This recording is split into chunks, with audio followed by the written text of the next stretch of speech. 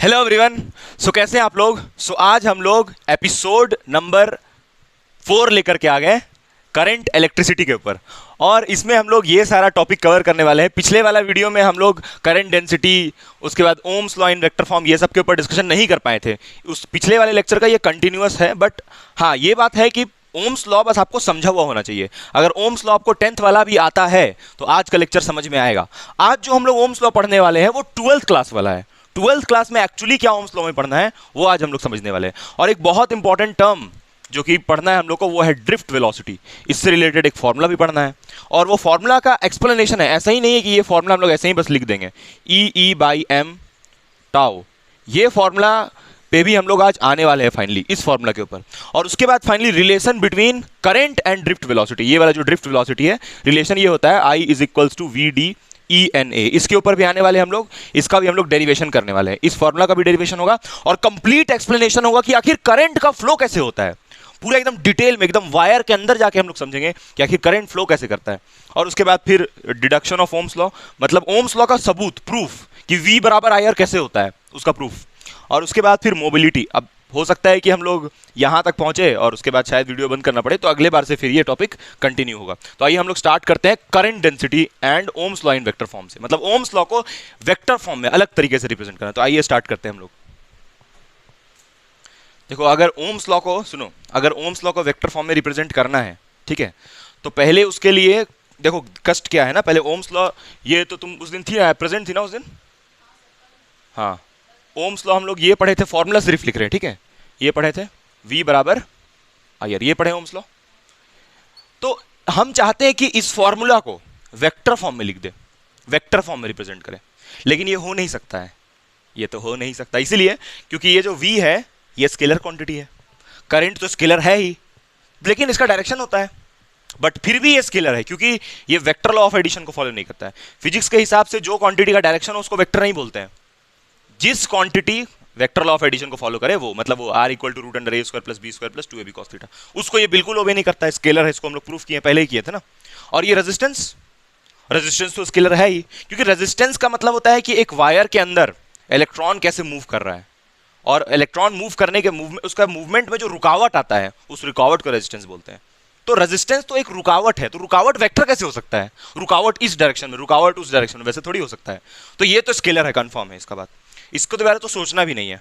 अच्छा, ये स्केलर है, ये तो चैप्टर 2 में हम लोग पढ़े हैं। Electric potential is a scalar quantity, scalar quantity, no direction, पढ़े हैं ये हम लोग। तो इसको वेक्टर फॉर्म में रिप्रेजेंट कैसे करें? ये भी स्केलर, ये भी स्केलर, ये भी स्केलर, तो कैसे वेक्टर फॉर्म में होगा? तो हम लोग सोचे ना, देखो रिप्लेसमेंट के बारे में सोच रहे हैं। टॉपिक क्या है हम लोग का? Ohm's law in vector form, ये टॉपिक है हम लोग का, Ohm's law in vector form. इसके बारे में हम लोग सोच रहे हैं कि आखिर क्या करें ऐसा, आखिर ऐसा क्या करें कि ओम्स लॉ वेक्टर फॉर्म में आ जाए। तो हमको वेक्टर क्वांटिटी चाहिए वेक्टर फॉर्म में लाने के लिए, ठीक है। तो देखो क्या करेंगे, सुनो। अच्छा, कुछ कुछ ऐसा क्वांटिटी होता है जिसको हम लोग रिप्लेस भी नहीं कर सकते हैं। रिप्लेस मतलब उसके जैसा कोई क्वांटिटी जो कि वेक्टर हो वो नहीं खोज सकते हैं। क्या मतलब इसका? जैसे मान लो ये पोटेंशियल है, तुम ये सोची भी नहीं होगी, आज मालूम चलेगा। पोटेंशियल के जैसा मिलता जुलता कोई है क्वांटिटी, इसी के जैसा एकदम, जिसका बिहेवियर हो, बस एक अंतर हो कि वो वेक्टर हो, ये स्केलर हो। कोई है इसके ऐसा? इसका रिलेशन भी है उसके साथ पोटेंशियल का। अरे इलेक्ट्रिक फील्ड, ये रिलेशन होता है ना, E = dV/dr। माइनस लगता है, मालूम है, माइनस लगता है, और यहां इसको वेक्टर बोलते हैं। और ये पोटेंशियल लेकिन क्या है? स्केलर। तो इसका रिप्लेसमेंट कौन दे देगा? Electric field. याद करो, इलेक्ट्रिक फील्ड का फॉर्मूला होता है KQ/R², और पोटेंशियल का फॉर्मूला होता है क्या, बताओ? नहीं मालूम है? KQ/R। इसमें खाली होता है KQ/R। भूल गई? Potential due to a point charge, KQ/R होता था पॉइंट चार्ज का, लेकिन इलेक्ट्रिक फील्ड का होता था KQ/R², ठीक है। लेकिन ये वेक्टर और ये क्या, स्केलर, ये अंतर है। अच्छा, एक और बात, इसमें हम लोग डायरेक्शन नहीं लिख सकते हैं। इसमें डायरेक्शन का बात लिख सकते हैं ना, बिल्कुल, I cap, J cap, K cap कुछ भी लिख सकते हैं, बट इस पोटेंशियल में नहीं लिख सकते हैं। मतलब इसका रिप्लेसमेंट मिल गया ना हमको, इलेक्ट्रिक फील्ड। ठीक है, ठीक है, ठीक है। अभी बस इतना ही समझो कि इसका रिप्लेसमेंट हमको कौन मिला? Electric field. और इसका रिलेशन भी है, देखो, क्लियर कट, ठीक है, बहुत अच्छा। मतलब ये समझ में आया कि जो इसको रिप्लेस करके ये लिखने वाले हम लोग वेक्टर, किसको वेक्टर फॉर्म में रिप्रेजेंट करने के लिए? ओम्स लॉ को। ओम्स लॉ को वेक्टर फॉर्म में रिप्रेजेंट करने के लिए उसका रिप्लेसमेंट ले आए। अब करंट का रिप्लेसमेंट किससे होगा? करंट तो भैया स्केलर है, हम लोग करंट को वेक्टर मान सकते हैं? अज्यूम कर सकते हैं? नहीं कर सकते हैं, क्योंकि पहले ही ना ये बात बोले और उसका प्रूफ भी दिए 3-4 कि उसको हम लोग वेक्टर नहीं बोल सकते। बिहेव करेगा, बिहेव भी नहीं कर सकता। बिहेव करने के लिए उसको वेक्टर लॉ ऑफ एडिशन को फॉलो करना पड़ेगा, नहीं कर सकता है ना फॉलो। पहले उसका सबूत भी दिए, 3-4 सबूत कि ये वेक्टर नहीं स्केलर होगा। स्केलर या तो टेंसर, टेंसर उसको बोलते हैं जो वेक्टर होता है, वो मतलब नहीं हुआ टेंसर का। टेंसर का मतलब होता है कि जो जिसमें डायरेक्शन की वजह से कुछ उसमें असर दिखेगा। लेकिन डायरेक्शन की वजह से क्या असर दिखता है वो याद है कि नहीं तुमको? देखो यहाँ पर बता रहे हैं, जैसे मान लो कि यहाँ से 2 एम्पियर करंट आया और यहाँ से 3 एम्पियर करंट आया, तो यहाँ कितना मिलेगा? 5 एम्पियर मिलेगा। अब हम क्या करते हैं कि इसको बदल देते हैं, ये वाले को, इसको चेंज कर, नहीं इसको ऐसे बदल देते हैं, इसको ऐसे ही 5 एम्पियर रहने दो, और वो जो 3 एम्पियर ऐसे जा रहा था उसको हम ऐसे कर दिए, इस तरफ कर दिया। अब क्या होगा बताओ? लीक हो रहा है ये, अब क्या होगा? 3 एम्पियर ऐसे है, ठीक है। अब यहाँ पर तो ऐसा लग रहा है कि ये 3 एम्पियर ऐसे निकल रहा है, तो अब क्या करें भाई? ये 3 एम्पियर ऐसे कैसे निकल रहा है? इसको बदल दें, इसको भी बदल दें, और इसको बदल के 1 एम्पियर कर दें। बोलोगे सर उससे फायदा? देखो 1 और 2 मिलकर 3 दे रहा है, तो हम इसको बदले तो पूरा कहानी बदलना पड़ा। मतलब करंट का डायरेक्शन से असर तो है, लेकिन वेक्टर है वो नहीं है, not a vector, tensor quantity है करंट। तो करंट के जैसा कोई क्वांटिटी है मेरे पास फिजिक्स में? ऐसा तो पहले सुनी नहीं हो। करंट डेंसिटी, एग्जैक्टली जो आज हम लोग को पढ़ना है 12th में। किससे रिप्लेस करेंगे इसको? करंट डेंसिटी, जे वेक्टर। अब अच्छा सुनो एक और बात, ये जे स्मॉल भी हो सकता है। जैसे ये जो करंट है उसको स्मॉल आई लिखते हैं ना, वैसे जे को भी स्मॉल आई लिख सकते हैं। लेकिन ये कैसा करंट है? Vector current. इसका दूसरा नाम जे का, करंट डेंसिटी नहीं, वेक्टर करंट इसका दूसरा नाम, ठीक है। वेक्टर करंट हुआ ना ये। अच्छा ये रेजिस्टेंस, ये रिप्लेस होगा? नहीं हो सकता है। रेजिस्टेंस का रिप्लेसमेंट मौजूद ही नहीं है। क्यों बताओगे रीजन उसका? क्यों क्यों रेजिस्टेंस को किसी से रिप्लेस नहीं कर सकते हैं? कारण उसका बताओगी? रेजिस्टेंस को हम लोग वेक्टर नहीं, उसके जैसा भी कोई वेक्टर नहीं खोज सकते हैं। क्यों? उसका सिर्फ एक लाइन में आंसर है, क्योंकि रेजिस्टेंस एक प्रॉपर्टी है ना, प्रॉपर्टी है, एक अंडरस्टैंडिंग है। बाकी ये सब तो, ये सब का तो वैल्यूज भी होता है, और इसका जैसे डायरेक्शन होता है, तो इसके जैसा मिलता जुलता एक वेक्टर क्वांटिटी बना सकते हैं। इसमें तो डायरेक्शन का तो सवाल ही नहीं बनता है, ये तो एक अपोजिशन है, रुकावट है, तो रुकावट वेक्टर कैसे हो सकता है? सवाल ही नहीं बनता है। जैसे बोलेंगे कि ये देखिए, ये जैसे करंट के वाले में देखिए, ये नया करंट है जिसका डायरेक्शन है, तो ऐसा नहीं बोल सकते हैं ये रेजिस्टेंस है, इसके जैसा एक और ले आए टर्म और बोलेंगे कि ये देखिए ये रेजिस्टेंस का डायरेक्शन होगा। वैसे तो नहीं हो सकता है ना, क्योंकि रुकावट का डायरेक्शन थोड़ी होता है। तो इसको ना हम लोग इससे रिप्लेस कर देंगे, रो से। किससे रिप्लेस किया? रेजिस्टेंस को रो से रिप्लेस किया, और ये बराबर वाला था तो बराबर लगा दिया। इसी को हम लोग बोलते हैं Ohm's law in vector form. समझिए कैसे कैसे सोचे। तो अब ये इलेक्ट्रिक फील्ड तो पहले से मालूम है, इसके बारे में तो जानकारी देने की जरूरत नहीं है। जे मालूम है पहले से, नहीं तो करंट डेंसिटी पढ़ना पड़ेगा, यानी कि तभी ओम्स लॉ को वेक्टर फॉर्म में प्रूफ कर पाओगे। प्रूफ भी है इसका, ये कैसे आया इसका प्रूफ देंगे। और कहां से आना चाहिए? ये इस फॉर्मूला से ऑब्वियसली। ये करंट, ये Ohm's law in scalar form, और ये क्या हो गया? Ohm's law in vector form. तो ये वेक्टर फॉर्म कैसे आएगा? इसी से आएगा, देखना, इसी से इसको ले आएंगे हम। लेकिन पहले उसके लिए क्या समझना पड़ेगा? इसके बारे में समझना होगा, फिर इसके बारे भी समझना पड़ेगा, है ना। दोनों को समझने के बाद तब उस पे आएंगे, ठीक है। तो ये इंट्रोडक्शन हुआ। तो हम लोग को यानी क्या पढ़ना है? पहले करंट डेंसिटी, ठीक है। तो इसलिए हम लोग का हेडिंग है आज का क्या चीज? Current density. तो आओ स्टार्ट करते हैं करंट डेंसिटी से, ठीक है। करंट डेंसिटी, ठीक है। पहले ये लिख लो जल्दी से तुम, उसके बाद हम स्टार्ट करते हैं करंट डेंसिटी से। करंट डेंसिटी, ठीक है। अच्छा, इस करंट डेंसिटी का दूसरा नाम हम लोग क्या रख रहे हैं? Vector current. क्या नाम रख रहे हैं? Vector current. पता है आज का ना, वेक्टर करंट, आज का जो क्लास है बड़ा मजेदार है, क्योंकि इसमें ना एक टॉपिक लिखे थे ना, मैकेनिज्म ऑफ करंट, मतलब करंट कैसे बहता है, एकदम डिटेल में जाना है उसके ऊपर। आखिर क्या होता है अंदर में कि करंट, अच्छा यही ऐसा ही क्यों हम लोग बोलते हैं कि इलेक्ट्रॉन फ्लो करता है? इलेक्ट्रॉन ही क्यों फ्लो करता है? पॉजिटिव चार्ज क्यों नहीं फ्लो करता है? इलेक्ट्रॉन को ही क्यों मान रहे हैं इलेक्ट्रॉन ही फ्लो कर रहा है? ये सारा पढ़ना है।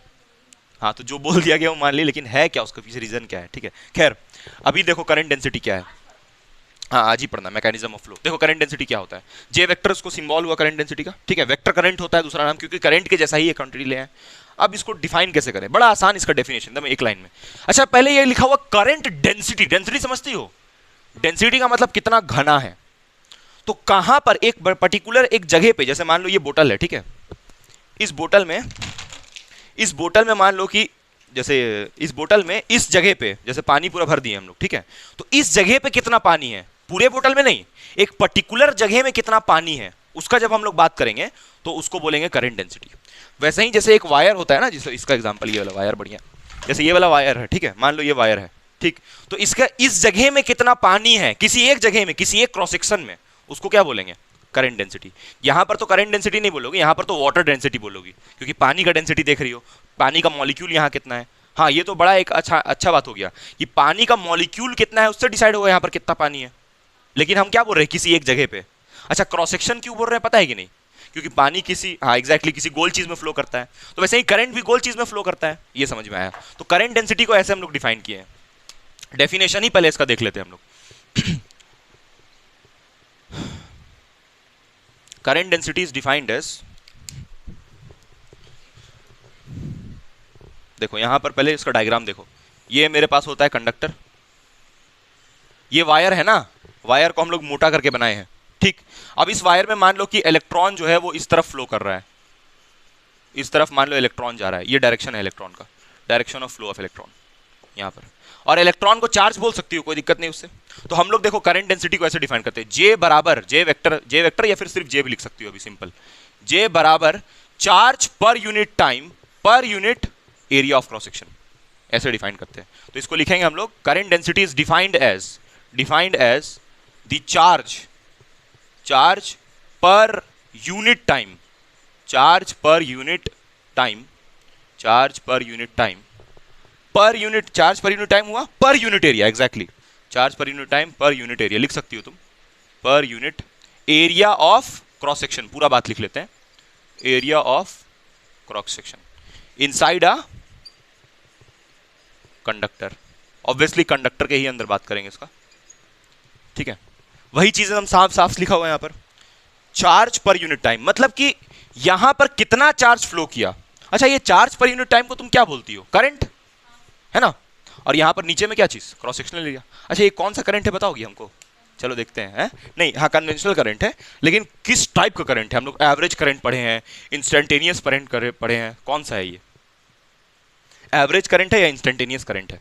चलो देखते हैं, इसका सही जवाब देती है, ये तुम्हारा कॉन्सेप्ट बताएगा कितना क्लियरिटी है। ये एवरेज करंट है या इंस्टेंटेनियस करंट है?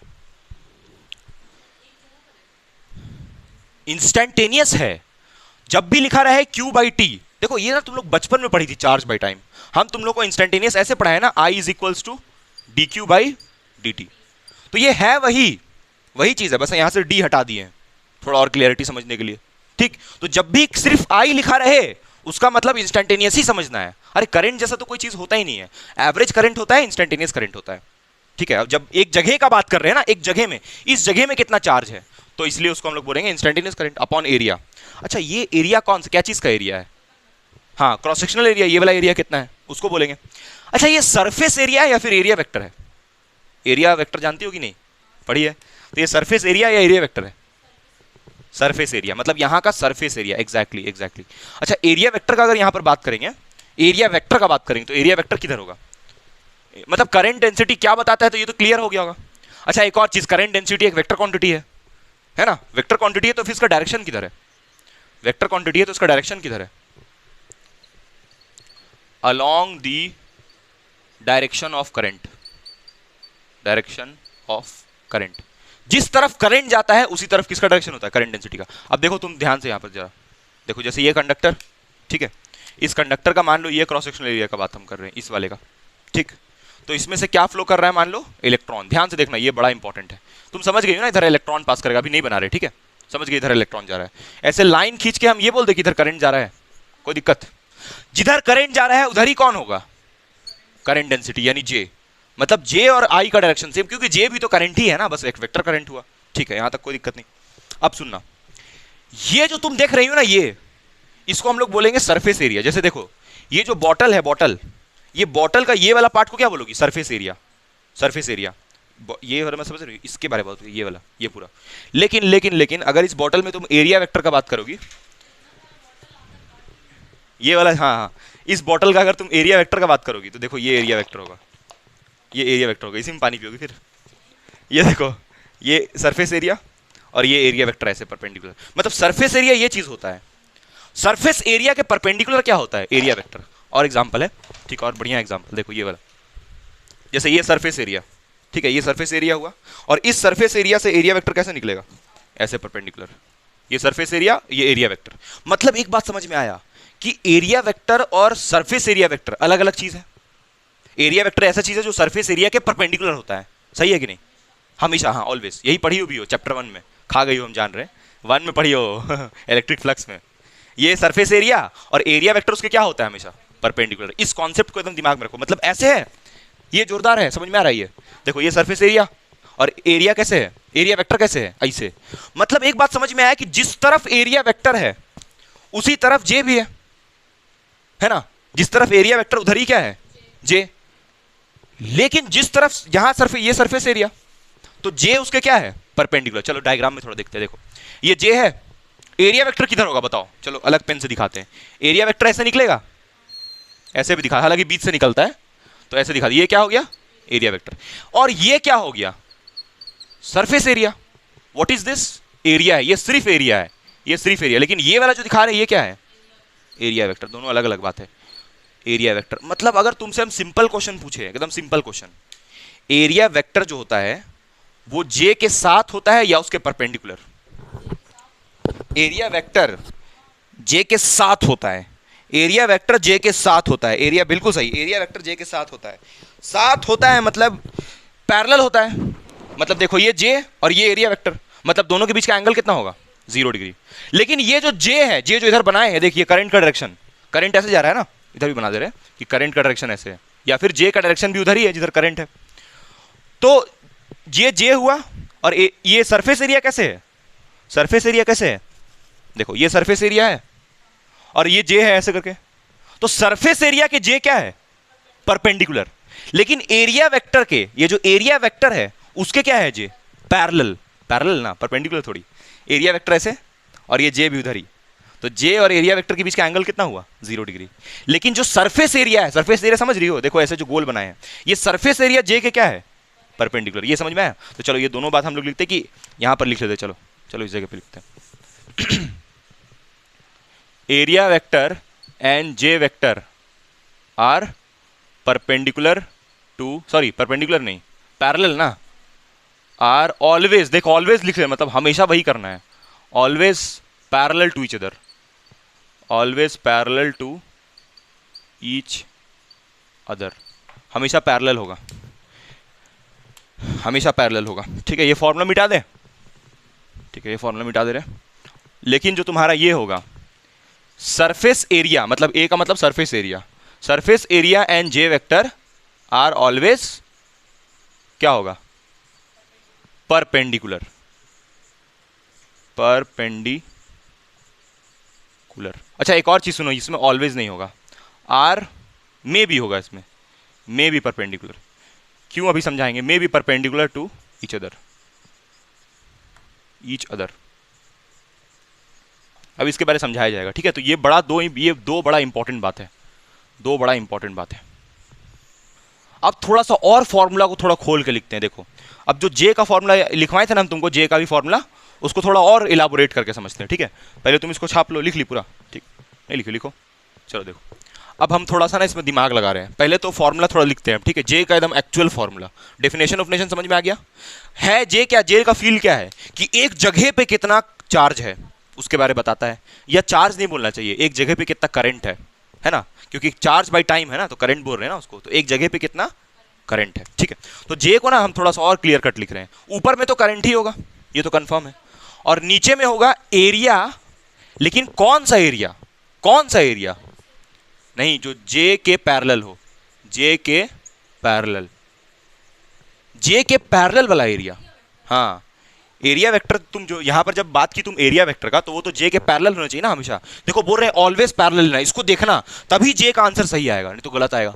चलो आओ समझते हैं इसको। देखो अभी तो तुम डायग्राम देखी थी, अभी समझ में आएगा। देखो अभी जो तुम डायग्राम देखी थी जस्ट कंडक्टर का, वो ये डायग्राम था, और इसमें जो ये था एरिया ऑफ क्रॉस सेक्शन, उससे एरिया वेक्टर ऐसे निकल रहा था, बिल्कुल सही, कोई दिक्कत नहीं इसमें। और करंट किधर जा रहा था, करंट तो इधर ही जा रहा था इसी के साथ, मतलब जे भी उधर ही जा रहा था, सही है। अब इसको थोड़ा घुमा दो, थोड़ा क्या करो, उसको घुमा दो, मतलब देखो कुछ ऐसा, मतलब देखो ये कंडक्टर, ठीक है, इस कंडक्टर को ऐसे घुमा दे रहे, देखो ये कंडक्टर हुआ, इसको थोड़ा ऐसे कर दे रहे हैं, तो इसको देखो जब इसको ऐसे कर दिए, आ जाओ, देखो जैसे ये कंडक्टर है, ठीक है, इससे ऐसे निकल रहा है, यहाँ देखो, यहाँ ध्यान दो, ध्यान दो, ये कंडक्टर से ऐसे निकल रहा है। तो अगर ये एरिया वेक्टर इस कंडक्टर के परपेंडिकुलर, अगर इसको हम ऐसे घुमा दें इस कंडक्टर को, तो एरिया वेक्टर ऐसे हो जाएगा, नहीं एरिया वेक्टर उसके साथ साथ घूमेगा ना, समझो। पहले कंडक्टर ऐसे था तो एरिया वेक्टर ऐसे, लेकिन अब कंडक्टर को हम घुमा रहे हैं तो एरिया वेक्टर भी तो उसके साथ साथ घूमेगा, लेकिन करंट किधर जाएगा, करंट तो इधर ही जाएगा, मतलब करंट तो हमेशा ऐसे ही रहेगा। अरे करंट तो ऐसे ही जाएगा, करंट का तो ये डायरेक्शन होगा, ये डायरेक्शन करंट का, लेकिन एरिया वेक्टर तो इसके साथ साथ घूम जाएगा। तो देखो वही चीज अभी हम यहाँ कर रहे हैं, देखो ये कंडक्टर और करंट उसके साथ, कोई दिक्कत नहीं इसमें। अब थोड़ा इसको घुमा दे रहे हैं, देखो ले इसको ऐसे घुमा दिया, मान लो इमेजिन करो कि घूम गया, ठीक है, थोड़ा इसको ऐसे करना पड़ेगा, इमेजिन कर लो कि घूम गया, इमेजिन करो इसको कि ये घूम गया, मतलब इमेजिन मतलब कि ये वाला जो क्रॉस सेक्शन है इसको ऐसे घुमा दिया, इमेजिन करो। तो अब एरिया वेक्टर कैसे होगा, ऐसे होगा, लेकिन जो करंट होगा, करंट करंट करंट वो किधर होगा, वो तो करंट तो इधर ही होगा, मतलब जे तो वेक्टर तो इधर ही होगा, जे वेक्टर तो इधर करंट के साथ साथ। तो यहां तो लिखा है कि आप करंट ये वाला ले लीजिए, वो तो बढ़िया, लेकिन एरिया वेक्टर कौन सा वाला लीजिए, जे के साथ हो, जो जे के पैरेलल हो। तो ये जो तुमको दिख रहा है ये तो जे के पैरेलल नहीं हुआ, अब क्या करें फिर, कितना एंगल घूमा बताओ तो, थीटा एंगल। तो एक काम करते हैं, इसको कंपोनेंट ले लेते हैं। देखो पहले क्या था ना, ये तो सीधा साधा कॉन्सेप्ट हुआ ना कि जिधर जे उधर ही एरिया, उधर ही ले लिया, काम हो गया। लेकिन घुमा दिए तब, तो इसका कंपोनेंट तोड़ लेंगे फिर, ये एरिया का कंपोनेंट, कंपोनेंट मतलब इस तरफ क्या आ जाएगा, ए कॉस थीटा, नहीं इधर थीटा बन रहा है ना तो इस तरफ ए कॉस थीटा, और जिधर थीटा नहीं बन रहा है उस तरफ ए साइन थीटा, और फिर ये ए को क्या करेंगे, हटा देंगे क्योंकि उसका ब्रेक हो गया ये कंपोनेंट।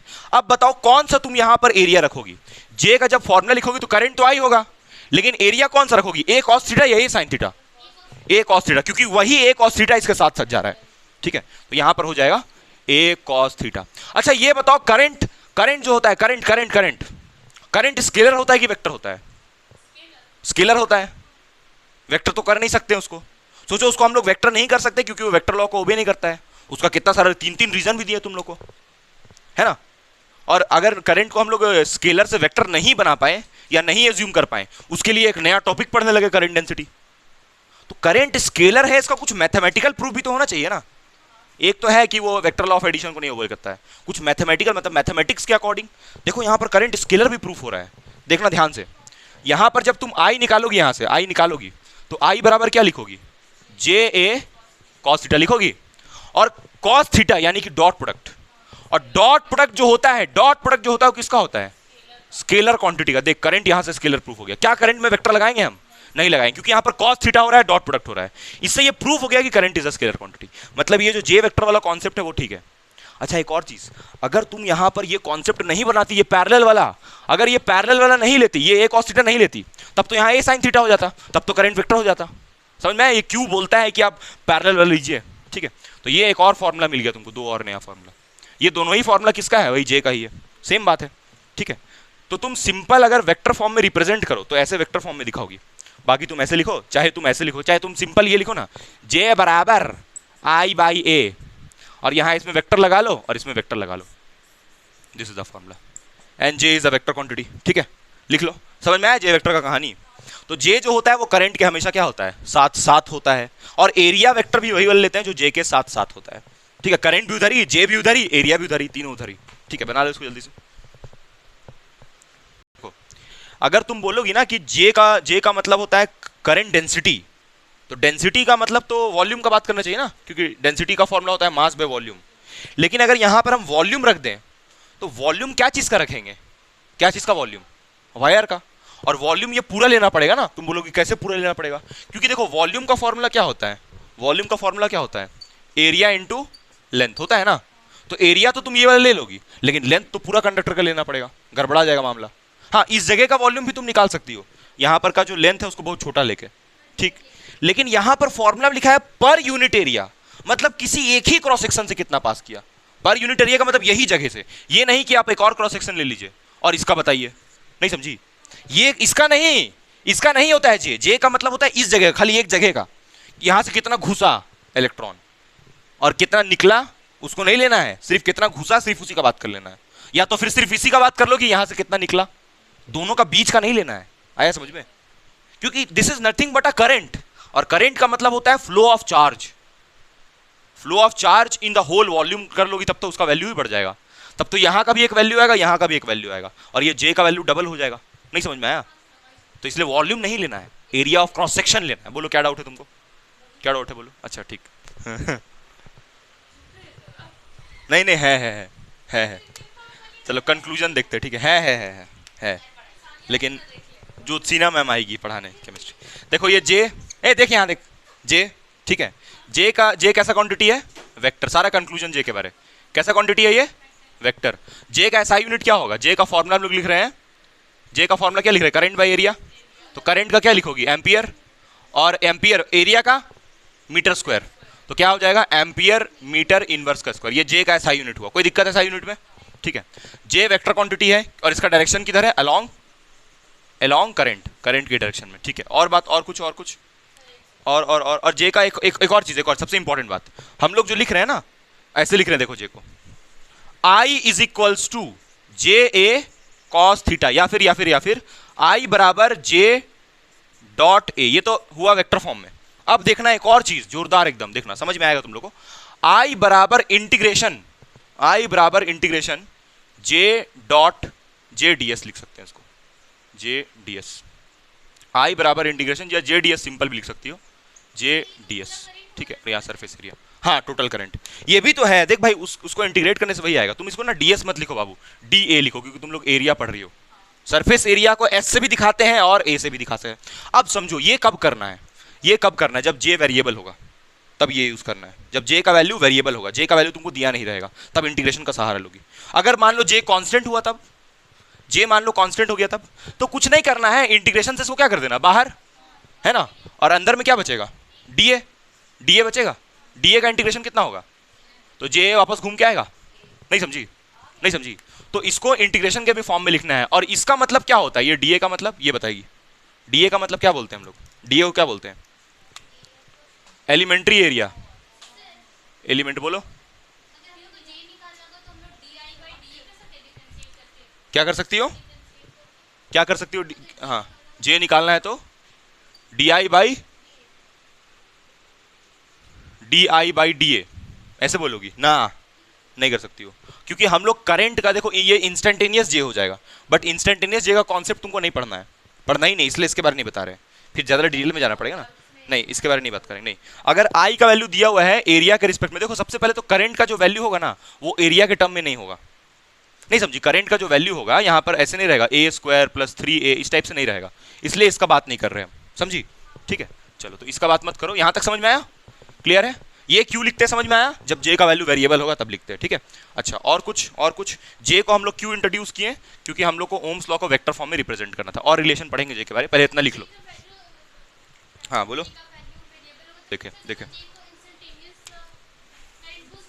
किसको? जे को? नहीं नहीं बोल सकती हो भाई, नहीं बोल सकती हो, क्योंकि इंस्टेंटेनियस करंट, देखो क्यों नहीं बोल सकती उसका रीजन हम कल बता देंगे। ठीक है, कल बता देंगे, तो फिर ये छूट जाएगा फिर जो पढ़ाना है।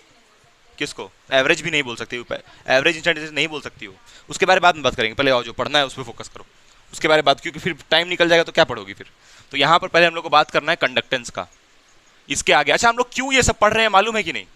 ये सब जो जे सी अभी जो नया टर्म पढ़ा, ये सब क्यों पढ़ रहे हैं? ताकि ओम्स लॉ को वेक्टर फॉर्म में रिप्रेजेंट कर पाए। जे के बारे में बता दिए। अभी कंडक्टेंस क्या है? तो कंडक्टेंस का फॉर्मूला होता है 1/r। क्या फॉर्मूला होता है? 1/r। और कंडक्टेंस का मतलब क्या होता है? द एस विथ ईज बोलते हैं ना इसको, विथ विच चार्ज फ्लोज। क्या बोले? अब हम सरकारी स्कूल में पढ़े हैं, बोरा बिछा के जहां पर पढ़ाता था। द ईज बोलते हैं ना, the ease with which charge flows, मतलब charge, ease to flow charge बोल सकती हो, मतलब चार्ज कितना जोश में फ्लो कर रहा है। समझ में आ रहा है? अच्छा, चार्ज का ईज कैसे बन रहा है यहाँ पर? हो कैसे रहा है? वोल्टेज से। जितना वोल्टेज उतना ही charge, according to Ohm's law. तो अब समझो, अब समझो, मान लो कि रेजिस्टेंस हम बढ़ा देते हैं, तो जो चार्ज का फ्लो है वो बेकार हो जाएगा या जोरदार फ्लो करेगा? बेकार हो जाएगा ना, रेजिस्टेंस बढ़ाने से रुकावट आएगा उसका रास्ता में, तो यानी कि उसका कंडक्टेंस घट जाएगा। बोलोगे सर कंडक्टेंस का मतलब? कंडक्टेंस का मतलब होता है कि चार्ज कितना अच्छा फ्लो कर रहा है। अगर रेजिस्टेंस हाई है तो चार्ज का फ्लो बेकार होगा, अगर रेजिस्टेंस लो हो जाए तो चार्ज का फ्लो क्या होगा? अच्छा होगा। तो ये कंडक्टेंस हुआ। नेक्स्ट इसी के जैसा, बस इतना ही है कंडक्टेंस, और कुछ नहीं। नेक्स्ट इसी के ऐसा यूनिट जानती हो ना इसका क्या है? केमिस्ट्री में भी पढ़ना है ये। रेजिस्टेंस का क्या होता है? ओम। तो कंडक्टेंस का क्या होगा? मॉच। मॉच होगा, या फिर ओम इनवर्स, MHO। ठीक है। अरे भैया क्योंकि इसको ऊपर भेज दिया ना ओम को, तो ओम इनवर्स। हाँ, छोड़ रहे सीमन उमन, छोड़ दो केमिस्ट्री वाला, वो सब पढ़ना, वो सब बाद में। चल देख, ये पहला हुआ टर्म इसके जैसा, और दूसरा एक और इसी के जैसा, कंडक्टिविटी। नेक्स्ट लिखो कंडक्टिविटी।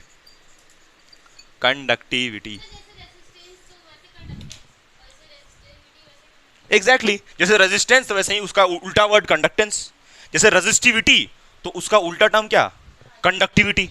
कंडक्टिविटी को हम लोग जो है ना किससे डिनोट करते हैं, कंडक्टिविटी को देखो पहले तो इसको ऐसे लिखते हैं, कंडक्टिविटी को हम लोग 1/ρ, और इसको डिनोट करते हैं जी से नहीं डिनोट करते हैं, क्या सिंबल होता है इसका, सिग्मा होता है, सिग्मा, सिग्मा से डिनोट करते हैं। Conductivity is denoted by sigma, ठीक है। अगर सिग्मा ज्यादा है इसका मतलब जो मटेरियल है, जो वायर है, जैसे देखो ये मोटा सा वायर, इसका अंदर का जो मटेरियल है ये बड़ा अच्छा होगा, क्योंकि इसका हम बोल रहे हैं कि कंडक्टिविटी ज्यादा है, मतलब ये इसका मटेरियल एकदम मस्त होगा, तो इसमें से चार्ज आराम से फ्लो करेगा, एक भी कचड़ा नहीं होगा इसका मटेरियल में, समझ में आया। तो इसका जो रो है वो क्या हो जाएगा, क्योंकि इसका जो रो है वो क्या होना चाहिए, बोलो, कम होना चाहिए, ठीक है, इनवर्सली है। अच्छा, अगर सिग्मा को हम बेकार बोल रहे हैं, मतलब इसका रो का वैल्यू क्या होगा, रेजिस्टिविटी हाई होगा। रेजिस्टिविटी हाई होने का मतलब बेकार कंडक्टर, मतलब उसका मटेरियल अच्छा नहीं है, क्योंकि तुमको ये मालूम है कि जो रेजिस्टिविटी होगा तो किसके बारे में बताता है, मटेरियल के बारे में, कि कैसा क्या चीज का बना है भैया, जो आप यूज कर रहे हैं वायर वो क्या चीज का बना है, उसके बारे में ये रो बताता है। हाँ, और करंट का रास्ता में कितना रुकावट आता है उसके बारे में कौन बताता है, रेजिस्टिविटी। ये रेजिस्टेंस का मतलब होता है रुकावट, रुकावट को लिख देते हैं RUKAWAT, रुकावट, ठीक। और इसका मतलब भी क्या है, अरे इसका मतलब भी रुकावट, रुकावट, लेकिन क्या चीज में रुकावट, क्या चीज में रुकावट, मतलब ये रुकावट कैसे कर रहा है, वो चीज कैसे कर रहा है रुकावट, मटेरियल। देखो बाबू, इसका तो वही कैपेसिटी, मतलब इसका तो तरीका दूसरा है ना रुकावट डालने का। देखो इसका भी काम है करंट का रास्ता में रुकावट डालना, इसका भी काम है करंट का रास्ता में रुकावट डालना, लेकिन ये रुकावट डालता है मटेरियल से, क्या चीज का बना हुआ है उसके हिसाब से मालूम चलता है। जैसे हम तुमको बोले कि नाइक्रोम, नाइक्रोम जो होता है वो बहुत बेकार मटेरियल होता है, उसका वाहियात होता है, वो चार्ज को फ्लो ही नहीं करने देता है, तो मतलब उसका हम रेजिस्टिविटी के बारे में बात किए, रेजिस्टिविटी ज्यादा हुआ तो उसका रेजिस्टेंस भी क्या होगा, ज्यादा होगा, क्योंकि तुम ये फॉर्मूला पढ़ी हो ना, R बराबर रो L बाई A, जिसमें रेजिस्टेंस किसके प्रोपोर्शनल है, रेजिस्टिविटी के। समझ गई, समझ गई, समझ गई, जो रेजिस्टेंस का हाल वही रेजिस्टिविटी का भी हाल।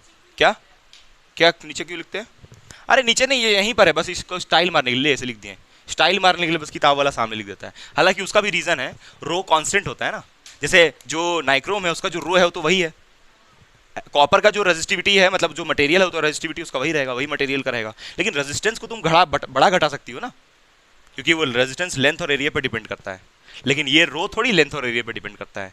ये लंबा सा वायर ले आओ कॉपर का, तो लंबा सा वायर का जो रेजिस्टिविटी होगा वही एक टुकड़ा कॉपर वायर का भी रेजिस्टिविटी होगा।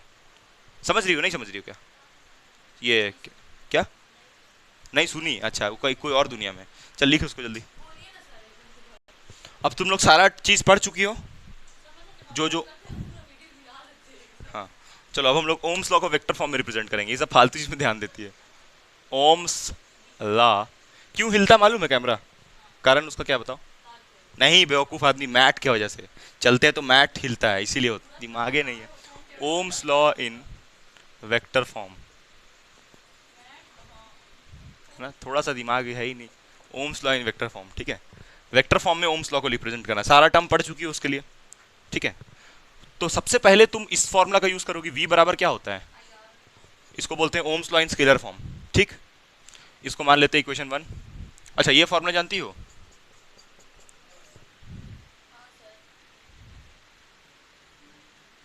ये कहाँ पढ़ी हो,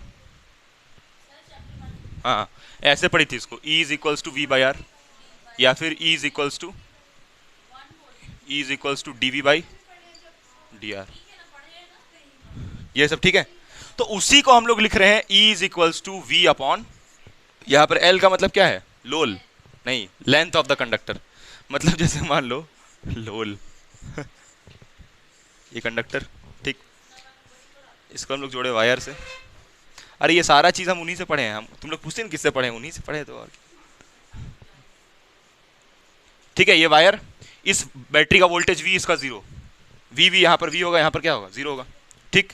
अब यहाँ पर इस कंडक्टर का लेंथ क्या होगा, कुछ ना कुछ लेंथ होगा ना, L लेंथ, ये पूरा लेंथ, ठीक है। तो इसके बीच में जो इलेक्ट्रिक फील्ड बनेगा, बनता है ना इलेक्ट्रिक फील्ड, बनता है कि नहीं बनता है भाई, यहाँ पर पॉजिटिव है ना, पॉजिटिव चार्ज, और यहाँ पर नेगेटिव होता है ना, तो यहाँ प्लस से माइनस एक इलेक्ट्रिक फील्ड बनता है ना, ये बताए थे तुम लोग बहुत पहले, ये पहले ही लेक्चर 2 एपिसोड 2 में बताया हुआ, 3 पता नहीं कहाँ पर, तो ये 2 हुआ, ठीक। अब दोनों को कंपेयर कर दो। अच्छा, एक और चीज़, ये फॉर्मूला जानती हो, R is equals to rho L by A. हाँ, अब ये आर को यहाँ चिपका दो तो यहाँ से क्या हो जाएगा फिर, v is equals to I, R का value rho L upon A. इसको कैपिटल आई लिख लो, बहुत लोग भयभीत हो जाता है स्मॉल आई देख के, आयोटा सोच लेता है उसका, आयोटा थोड़ी है, गवारे होगा जो आयोटा सोच रहा होगा ये, ठीक है। तो ये हुआ इक्वेशन 4। अब देखो इधर भी v इधर भी v, तो ये दोनों आपस में इक्वल नहीं होगा, बताओ साफिया, ये भी v ये भी v, तो दोनों आपस में इक्वल होगा। तो हम लोग लिखेंगे from from 2 and 3, 2 and 3, 2 and 3, video है फ्री, 2 and 3, ये मिटा दे पूरा, ये तो समझने के लिए था, ये तो समझने के लिए था।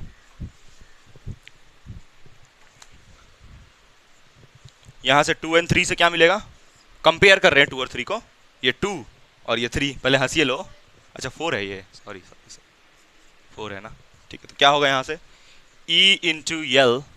E इंटू यल बराबर I rho L by A, L से एल मर गया, तो यहाँ से E बराबर क्या मिला, आई बाई ए को क्या बोलती हो, आई बाई ए को क्या बोलती है, रो तो ऐसे ही रहेगा, आई बाई ए को बोलती है जय, उसका बात सुन रही हो, जय, आई बाई ए को जय, ठीक है। करंट डेंसिटी, अब इसमें यही सब में क्या लगा दो, वेक्टर, ये तो स्केलर है, ठीक, यहाँ तक ठीक है, प्रूव हो गया। अब सुनो एक और बात, सुनो एक बात, रो का फॉर्मूला भी क्या पढ़ी थी, 1 बाई सिग्मा। अरे भैया sigma equal to 1 by rho था, तो रो बराबर 1 बाई सिग्मा नहीं होगा, होगा कि नहीं होगा बताओ, ये होता है, बिल्कुल होता है। तो यहाँ पर इसका जगह डाल दो, चिपका दो 1 बाई सिग्मा, तो कितना हो जाएगा, J vector by sigma, J vector by sigma. तो यानी कि तुम यहाँ से एक और रिजल्ट क्या बोल सकती हो, यहाँ से बोल सकती हो तुम जे वेक्टर बराबर sigma into electric field, sigma into electric field. और ये भी है, यही मेन है, मेन तो यही है, बस ये लिखने का अलग तरीका है। हो सकता है एग्जाम में ये वाला नहीं दे, ये वाला दे दे, तुम लोग सर ये तो आप पढ़ा ही नहीं, लेके आ जाओगे आंसर शीट, ये क्वेश्चन पेपर से, ये तो आप बता ही नहीं है, बकलोल आदमी, ये भी Ohm's law in vector form, ये भी Ohm's law in vector form, बस यहाँ एक छोटा सा रिप्लेसमेंट किया हुआ है, समझी। हाँ, तो ये प्रूफ हो गया, इसका छाप लो इसको जल्दी से, ठीक।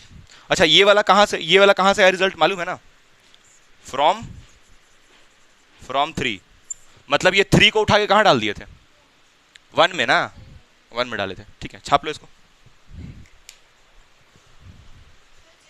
ठीक है। ऐसे लिखा रहेगा तो उसका मतलब भी वही है ना, ओ माय गॉड, ऐसे लिखा रहे ना, जे इक्वल टू सिग्मा ई, ये सब बुक में भी मिल जाएगा लिखा हुआ। तो कैपिटल जे लिखो, स्मॉल जे लिखो, दोनों का मतलब करंट डेंसिटी ही है, करंट भी कैपिटल आई लिखा रहे चाहे स्मॉल आई लिखा रहे, करंट ही है उसका मतलब, ठीक। पहले समझो ये क्या मतलब इसका, देखो हम लोग ये जानना चाहते हैं एकदम डिटेल में, एकदम कंडक्टर के अंदर जा करके, कि आखिर इलेक्ट्रॉन जो होता है वो मूव कैसे करता है, और इलेक्ट्रॉन ही क्यों मूव करता है, पॉजिटिव चार्ज क्यों नहीं मूव करता है, हा? नहीं वो कारण नहीं है, देखो वो कारण थोड़ी होता है। देखो यहाँ पर ये जैसे एक कंडक्टर है, ठीक है, कंडक्टर सॉलिड होता है कि लिक्विड होता है, सॉलिड होता है भाई, ये तो मालूम ही होगा, ठीक है। और सॉलिड के अंदर जो एटम होता है, देखो ये कंडक्टर का जो सरफेस एरिया है ये वाला होता है इलेक्ट्रोलाइटिक, उसमें होता है सॉल्यूशन, उसके बारे में नहीं बात करना है, चलो छोड़ो, यहाँ केमिस्ट्री हो जाएगा लिक्विड। देखो यहाँ पर जैसे मान लो कि एक एटम है कंडक्टर का, पॉजिटिव है ये, ठीक है, और यहाँ पर ये क्या बना रहे हैं हम लोग, के एलिमेंट शेल, जानती हो ना के एलिमेंट शेल, ये शेल बना दिया, फिर इसी के जस्ट बगल में एक और क्या होगा, एटम होगा, और वो एटम में भी क्या होगा, के एलिमेंट शेल, ऐसे करके। तो इस एटम का जो लास्ट इलेक्ट्रॉन होगा और इस वाले एटम का जो लास्ट इलेक्ट्रॉन होगा, यानी कि वैलेंस इलेक्ट्रॉन, वो दोनों आपस में एक दूसरे को क्या करेगा, रिपेल। तो ये लोग साथ में कंबाइन होगा एक दूसरे के साथ, सवाल ही नहीं बनता है। तो यानी कि ये दोनों फ्री होने की कोशिश करेगा, यहां से रिपेल करे और तोड़ देगा एटम का शेल, और वहां से निकल के ये दोनों इलेक्ट्रॉन क्या हो जाएगा, फ्री हो जाएगा। हो गया है कि नहीं, समझी, ये फ्री हो गया। क्या ये अंदर में जो है पॉजिटिव चार्ज जो कि न्यूक्लियस है, क्या न्यूक्लियस फ्री हो सकता है, सवाल ही नहीं बनता है। इसीलिए पॉजिटिव चार्ज फ्लो नहीं करता है, इसीलिए इलेक्ट्रॉन फ्लो करता है। अच्छा सुनो एक और बात, यही नहीं है अभी, और सुनिए, और क्या है यहाँ पर कि जैसे ही ये इलेक्ट्रॉन फ्री हुआ, तो ऐसा नहीं कि ये खाली 2 फ्री हुआ, यहाँ पर करोड़ों एटम होता है ना, इसके जैसा जो है ना करोड़ों अरबों खरबों एटम होता है। ये तो हम तुमको 2 बनाए, वो भी इतना बड़ा बड़ा जूम करके, छोटा छोटा इस टाइप का करोड़ों एटम होता है, तो उसमें से करोड़ों इलेक्ट्रॉन फ्री हो रहा होगा। अगर एक भी निकल रहा है, एटम मान लो है 1 करोड़, तो हर एक एटम से एक इलेक्ट्रॉन निकल रहा है, तो कितना इलेक्ट्रॉन निकलेगा? 1 करोड़ एटम इलेक्ट्रॉन निकलेगा, समझ रही हो? और वो सारा 1 करोड़ इलेक्ट्रॉन आपस में कैसा रहेगा? वो लोग फ्री रहेगा या बाउंडेड रहेगा? फ्री रहेगा, एकदम खुला, एकदम जहां तक एकदम चलिए, जहां जाना एकदम तैयार, एकदम चलने के लिए, समझ रही हो? तो ये सारा इलेक्ट्रॉन फ्री रहेगा चलने के लिए। तो यानी समझ में आया तुमको इलेक्ट्रॉन ही क्यों मूव करता है? और ये न्यूक्लियस तो फ्री हो ही नहीं सकता है, क्योंकि अगर न्यूक्लियस टूट गया तब तो ये एटम ही नहीं होगा। यहां तक क्लियर है?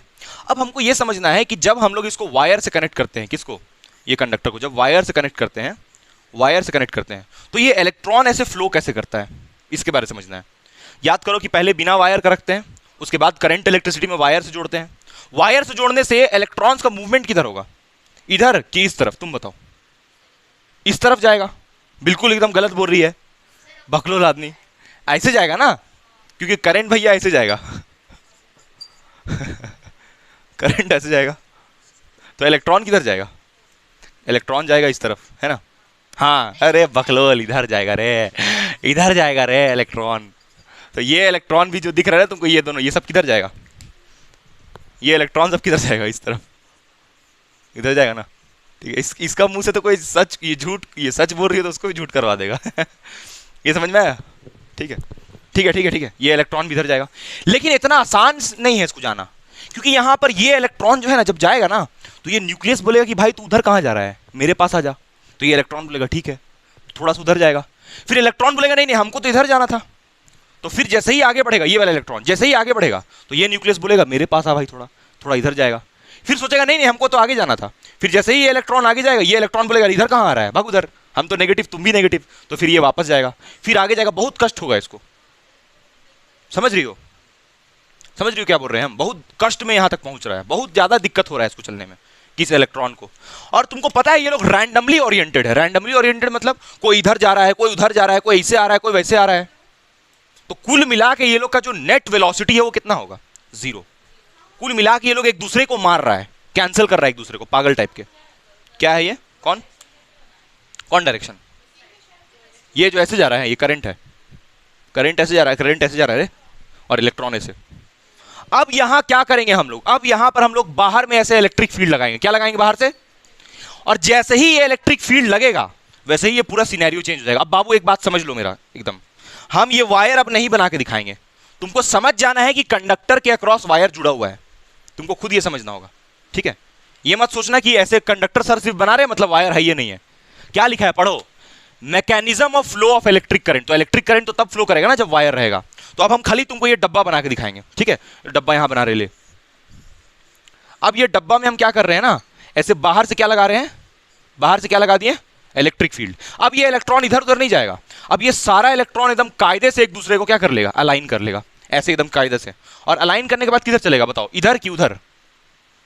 इसके हिसाब से बताओ, इधर ही जाएगा obviously, opposite to electric field. अरे इलेक्ट्रिक फील्ड इधर तो इलेक्ट्रॉन उधर। अच्छा, तुमको पता है इलेक्ट्रिक फील्ड के वजह से ये लोग अलाइन कर लिया अपने आप को, क्योंकि इलेक्ट्रिक फील्ड जो है इन सारे इलेक्ट्रॉन पे एक फोर्स लगाया, जिसको हम लोग बोलते हैं इलेक्ट्रोस्टैटिक फोर्स, जिसके वजह से ये सारा इलेक्ट्रॉन इधर जा रहा है। और इतना आराम से नहीं जा रहा है, जोश आ गया ये लोग में एकदम, बहुत तेजी से ऐसे आगे बढ़ता है, एक्सेलरेट कर जाता है। और एक्सेलरेट कर जाएगा तब तो ये करंट इलेक्ट्रिसिटी होगा ही नहीं, क्योंकि करंट इलेक्ट्रिसिटी में तो हम लोग ये पढ़ रहे हैं कि चार्ज कांस्टेंट स्पीड से चलना चाहिए। यहां तो हम बोल रहे हैं कि इलेक्ट्रिक फील्ड लगाने से चार्ज हड़बड़ा के आगे बढ़ जाएगा, तब तो ये करंट इलेक्ट्रिसिटी होगा ही नहीं, तब तो ये एक्सेलरेटेड चार्ज, तब तो ये हो जाएगा मैग्नेटिज्म आ जाएगा, तब तो इलेक्ट्रोमैग्नेटिक बन जाएगा। यहां पर सिर्फ इलेक्ट्रिक फील्ड नहीं, सिर्फ यहां पर करंट इलेक्ट्रिसिटी नहीं होगा। समझ रही हो मेरी बात क्या बोल रहे हैं? लेकिन ऐसा हो नहीं पाता है, क्योंकि ये इलेक्ट्रॉन फिर जैसे चलने की कोशिश करता है ना, तो फिर से आपस में टकराता है, कोलिजन होता है। अभी तो हो ही रहा था, अभी तो बर्बाद था ही, अभी भी कोलिजन होगा। वो कैसे होता है, कैसे इलेक्ट्रॉन टक्कर खा रहा है एक दूसरे से, वो समझना है हम लोग को। ये इतना आसान नहीं है कि इलेक्ट्रॉन यहां से निकला और यहां पहुंच गया, इतना इज्जत से नहीं पहुंचता है, बहुत इसको कष्ट झेलना पड़ता है। थोड़ा सा तुमको यहां हम आइडिया दिए कितना कष्ट झेलता है। ये प्लस प्लस वाला क्या बोलता है इसको, मेरे पास आओ। और ये प्लस प्लस तुमको दिख रहा है, ऐसा एक दो नहीं रहता, करोड़ों रहता है, प्लस प्लस ढेर सारा रहेगा। और ये प्लस प्लस को हम लोग नाम देते हैं आयंस। क्या नाम देते हैं? आयंस। इसको नाम हम देते हैं, ये प्लस वाले को मेटल आयन। क्या बोलते हैं? Metal ion. और ये और तुमको सिर्फ सुनो, ऐसा नहीं है कि ये इलेक्ट्रॉन सिर्फ प्लस से टकराएगा, समझती हो? कोलिजन सिर्फ प्लस से ही नहीं, ये इलेक्ट्रॉन के आगे भी तो एक इलेक्ट्रॉन जा रहा होगा, तो ये इलेक्ट्रॉन इससे भी तो रिपेल होगा, मतलब इससे भी तो टकराएगा। क्यों बोलोगे? कहे सर टकराएगा है? हाँ बाउंड्री से भी टकराएगा, सही है, समझ में आ रहा है। अच्छा यहां पर तो इलेक्ट्रिक फील्ड नहीं था, यहां था इलेक्ट्रिक फील्ड, तब फिर इलेक्ट्रॉन कैसे चल रहा था?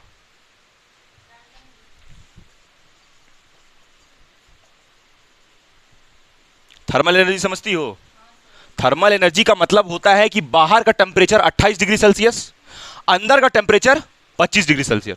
तो बाहर से अंदर की तरफ क्या फ्लो हो रहा होगा? टेम्परेचर। और उस टेम्परेचर का फ्लो की वजह से, मतलब हीट का फ्लो हो रहा होगा, सॉरी टेम्परेचर डिफरेंस है ना, तो हीट अंदर से कहां जाएगा, सॉरी बाहर से कहां जाएगा, अंदर। और उस बाहर से अंदर की वजह से इलेक्ट्रॉन पूरा ऐसे ऐसे जिगजैग करेगा। अच्छा अभी नहीं जा रहा है हीट बाहर से अंदर, अरे अभी भी वही है, अभी भी यहां पर टेम्परेचर बाहर में कितना 28 डिग्री सेल्सियस और अंदर में कितना, मतलब हीट अभी अंदर आ रहा है।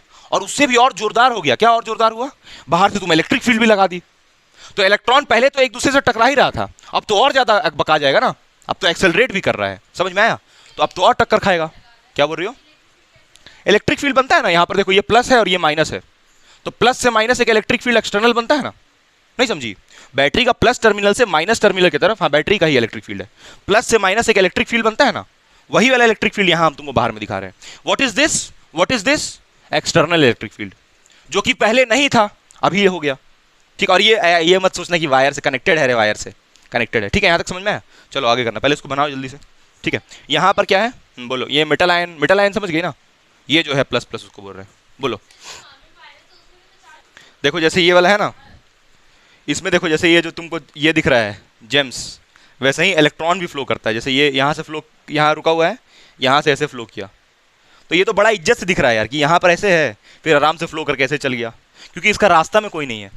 लेकिन अगर वही हम यहाँ पर कुछ कचरा भर दें, तब तो ये जो तुमको दिख रहा होगा जेम्स कुछ बहुत है, क्या करके दिखाएं, कचरा भर के दिखाएं, अच्छा, तब ये इतना इज्जत से नहीं जाएगा, तब बड़ा कष्ट होगा इसको चलने में। देखो ये लोग आपस में भी एक दूसरे से टकरा रहे हैं, इसको जैसे ऐसे हम शेक कर देंगे तो इसको एक्सेलरेशन दे रहे हैं, देखो, तब देखो और कोलिजन ऐसा ही होता है एक्चुअली कंडक्टर के अंदर, ये इलेक्ट्रॉन ऐसे ही आपस में बहुत कोलाइड करता है। अब ये डिजिटल बोर्ड तो है नहीं कि तुमको दिखा सकते हैं, ठीक है, ऐसे ही कोलिजन होता है इलेक्ट्रॉन में। हाँ बोलो।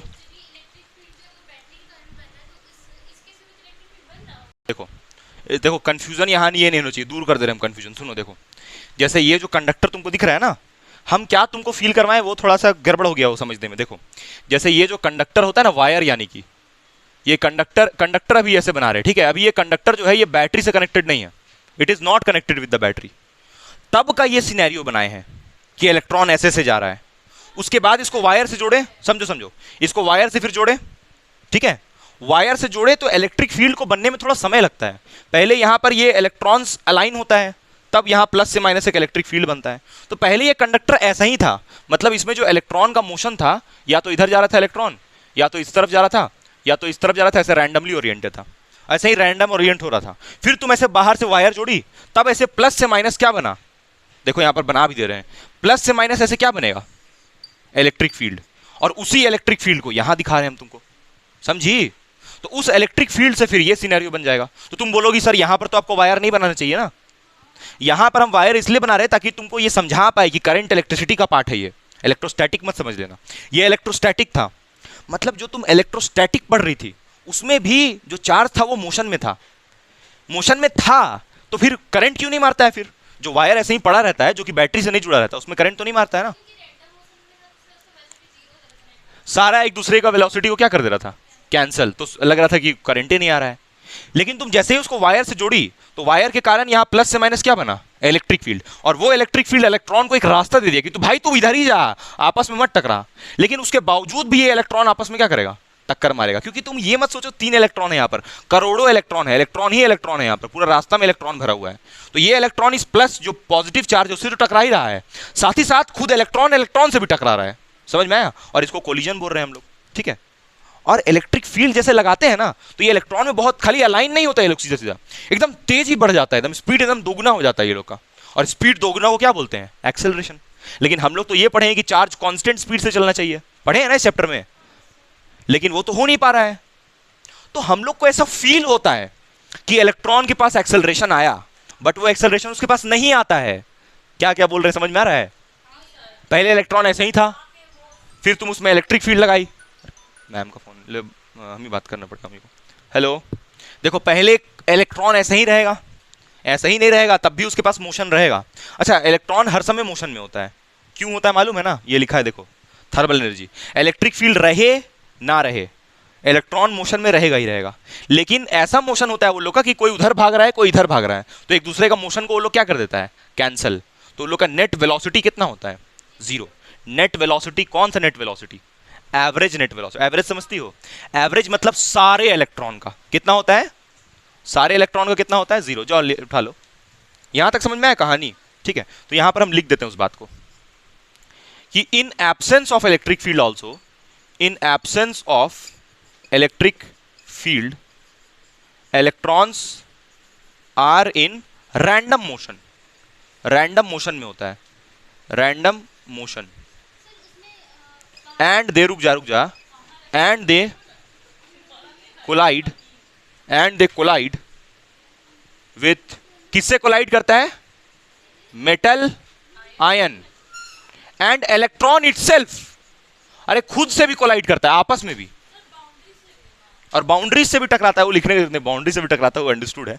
ठीक है, ये समझ में आया क्या लिखे इतना लंबा, कि नहीं समझ में आया? अरे बोल रहे हैं कि जब इलेक्ट्रिक फील्ड नहीं है, हाँ, इलेक्ट्रिक फील्ड जब एब्सेंट है, तब भी इलेक्ट्रॉन आपस में एक दूसरे से टकराता है, लेकिन कैसा मोशन रहता है, रैंडम मोशन, है ना? और इलेक्ट्रॉन किससे टकराता है, तो मेटल आयन, मतलब मेटल आयन मतलब पॉजिटिव चार्ज, और इलेक्ट्रॉन से भी टकराता है, खुद में आपस में भी, और अपना सारा वेलोसिटी को क्या कर लेता है, 0। अब वो कैसे करता है और देखते हैं जरा इसको हम लोग। ठीक है, तो अभी हम लोग फिर इसके बाद ना तुमको यहां लिखना है, यहां जो हम लिख रहे हैं वो बात लिखना है, on application of electric field. On application समझती हो? अरे एप्लीकेशन समझती हो? एप्लीकेशन मतलब जब बाहर से इलेक्ट्रिक फील्ड लग जाता है ऐसे करके। ठीक है, इलेक्ट्रिक फील्ड, इलेक्ट्रॉन एक्सपीरियंस, क्या एक्सपीरियंस होता है इलेक्ट्रॉन में, बोलो? फोर्स। अरे ऐसे इलेक्ट्रिक फील्ड लगाए ना तो इलेक्ट्रॉन सब ऐसे जाने लगता है ना, ऐसे जाने लगता है ना। क्यों जाता है ऐसे? क्योंकि उस पर फोर्स लगता है। कितना फोर्स लगता है कोई बताएगा हमको? क्यू ई, सही है ना, चार्ज इनटू इलेक्ट्रिक फील्ड। ये पढ़ी होगी नहीं पढ़ी हो? इसको इलेक्ट्रोस्टैटिक फोर्स बोलते हैं। और ये चार्ज की जगह पे क्या रखोगी, इलेक्ट्रॉन, क्योंकि इलेक्ट्रॉन पे फोर्स लग रहा है ना, इनटू इलेक्ट्रिक फील्ड। ठीक है, तो इतना फोर्स लगता है उस पर, और इलेक्ट्रॉन इस फोर्स से क्या करता है, मूव करता है नहीं, एक्सेलरेट करता है, एकदम तेजी से आगे बढ़ता है। आया समझ में? जल्दी के उसको फिर आगे बात करते हैं। ये नीचे वाला पहले लिखना है, ठीक है, फिर ऊपर वाला, है ना? अब देखो भाई, डायग्राम बना रहे हैं यहाँ पर, ठीक है, और ये बिल्कुल कंफ्यूजन नहीं होना चाहिए कि वायर जो है वो कनेक्टेड नहीं है। हम पॉइंट वाइज पॉइंट लिख रहे हैं। ये पहला बात हुआ, ठीक है, this was the first point, ठीक है, and this was the second point. अब हम लोग तीसरा बात करते हैं। अब आगे क्या होगा, आगे तीसरा बात यही है जो तुमको तभी से हम बता रहे हैं कि जैसे ये कंडक्टर, तो अब क्या होगा, इस कंडक्टर के अंदर जो इलेक्ट्रॉन्स है वो आराम से नहीं चलेगा, क्या करेगा बोलो, एक्सेलरेट, मतलब बड़ा तेजी से आगे बढ़ेगा। किसके कारण? किसके कारण?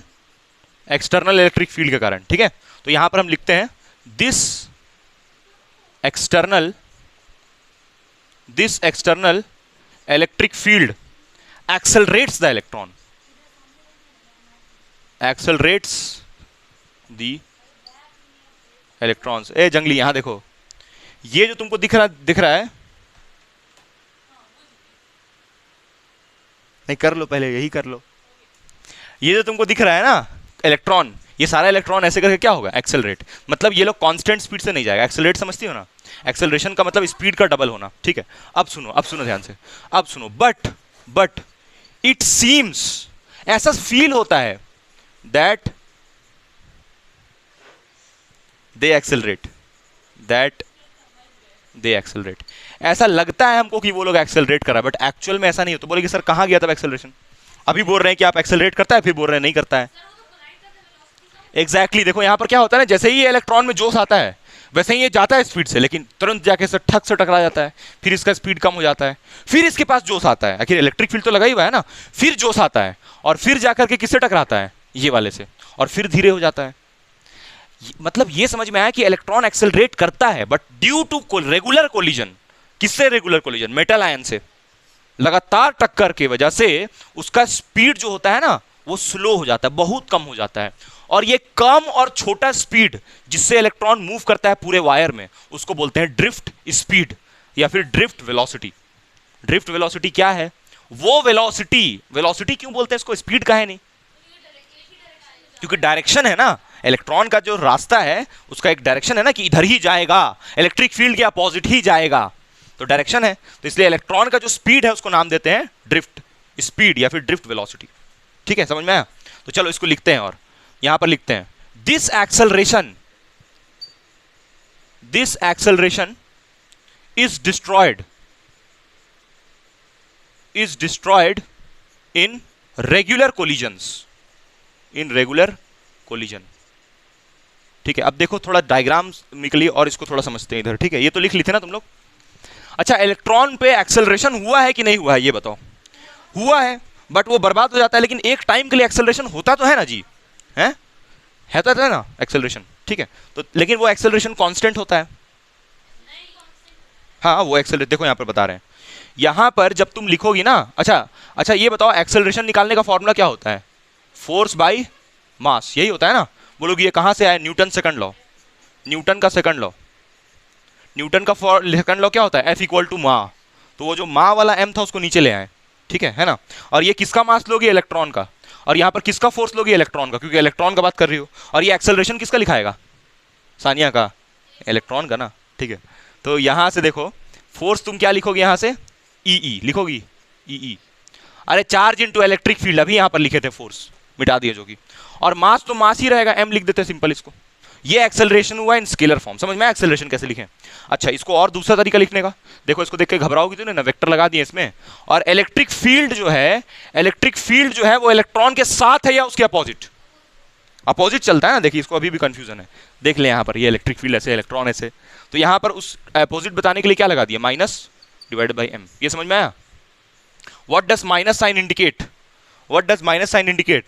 That Safia and Sania are talking with each other randomly.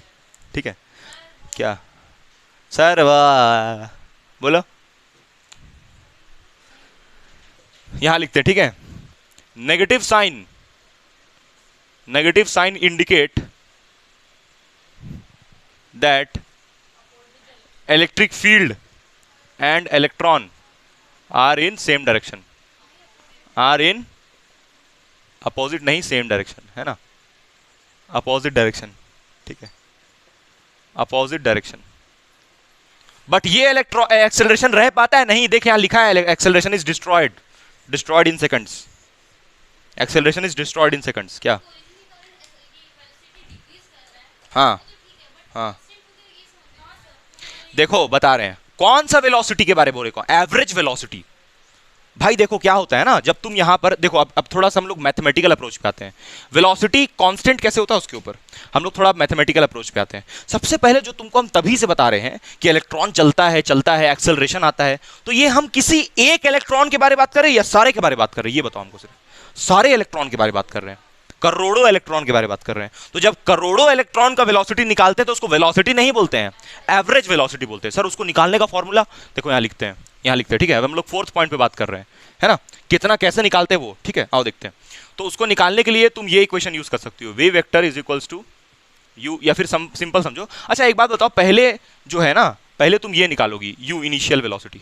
Initial velocity निकालने के लिए u1 plus u2 plus dot dot dot dot dot, करोड़ों इलेक्ट्रॉन है ना, तो करोड़ों के लिए un, और अपॉन क्या? नंबर ऑफ इलेक्ट्रॉन, और इसी को क्या बोल रहे हैं?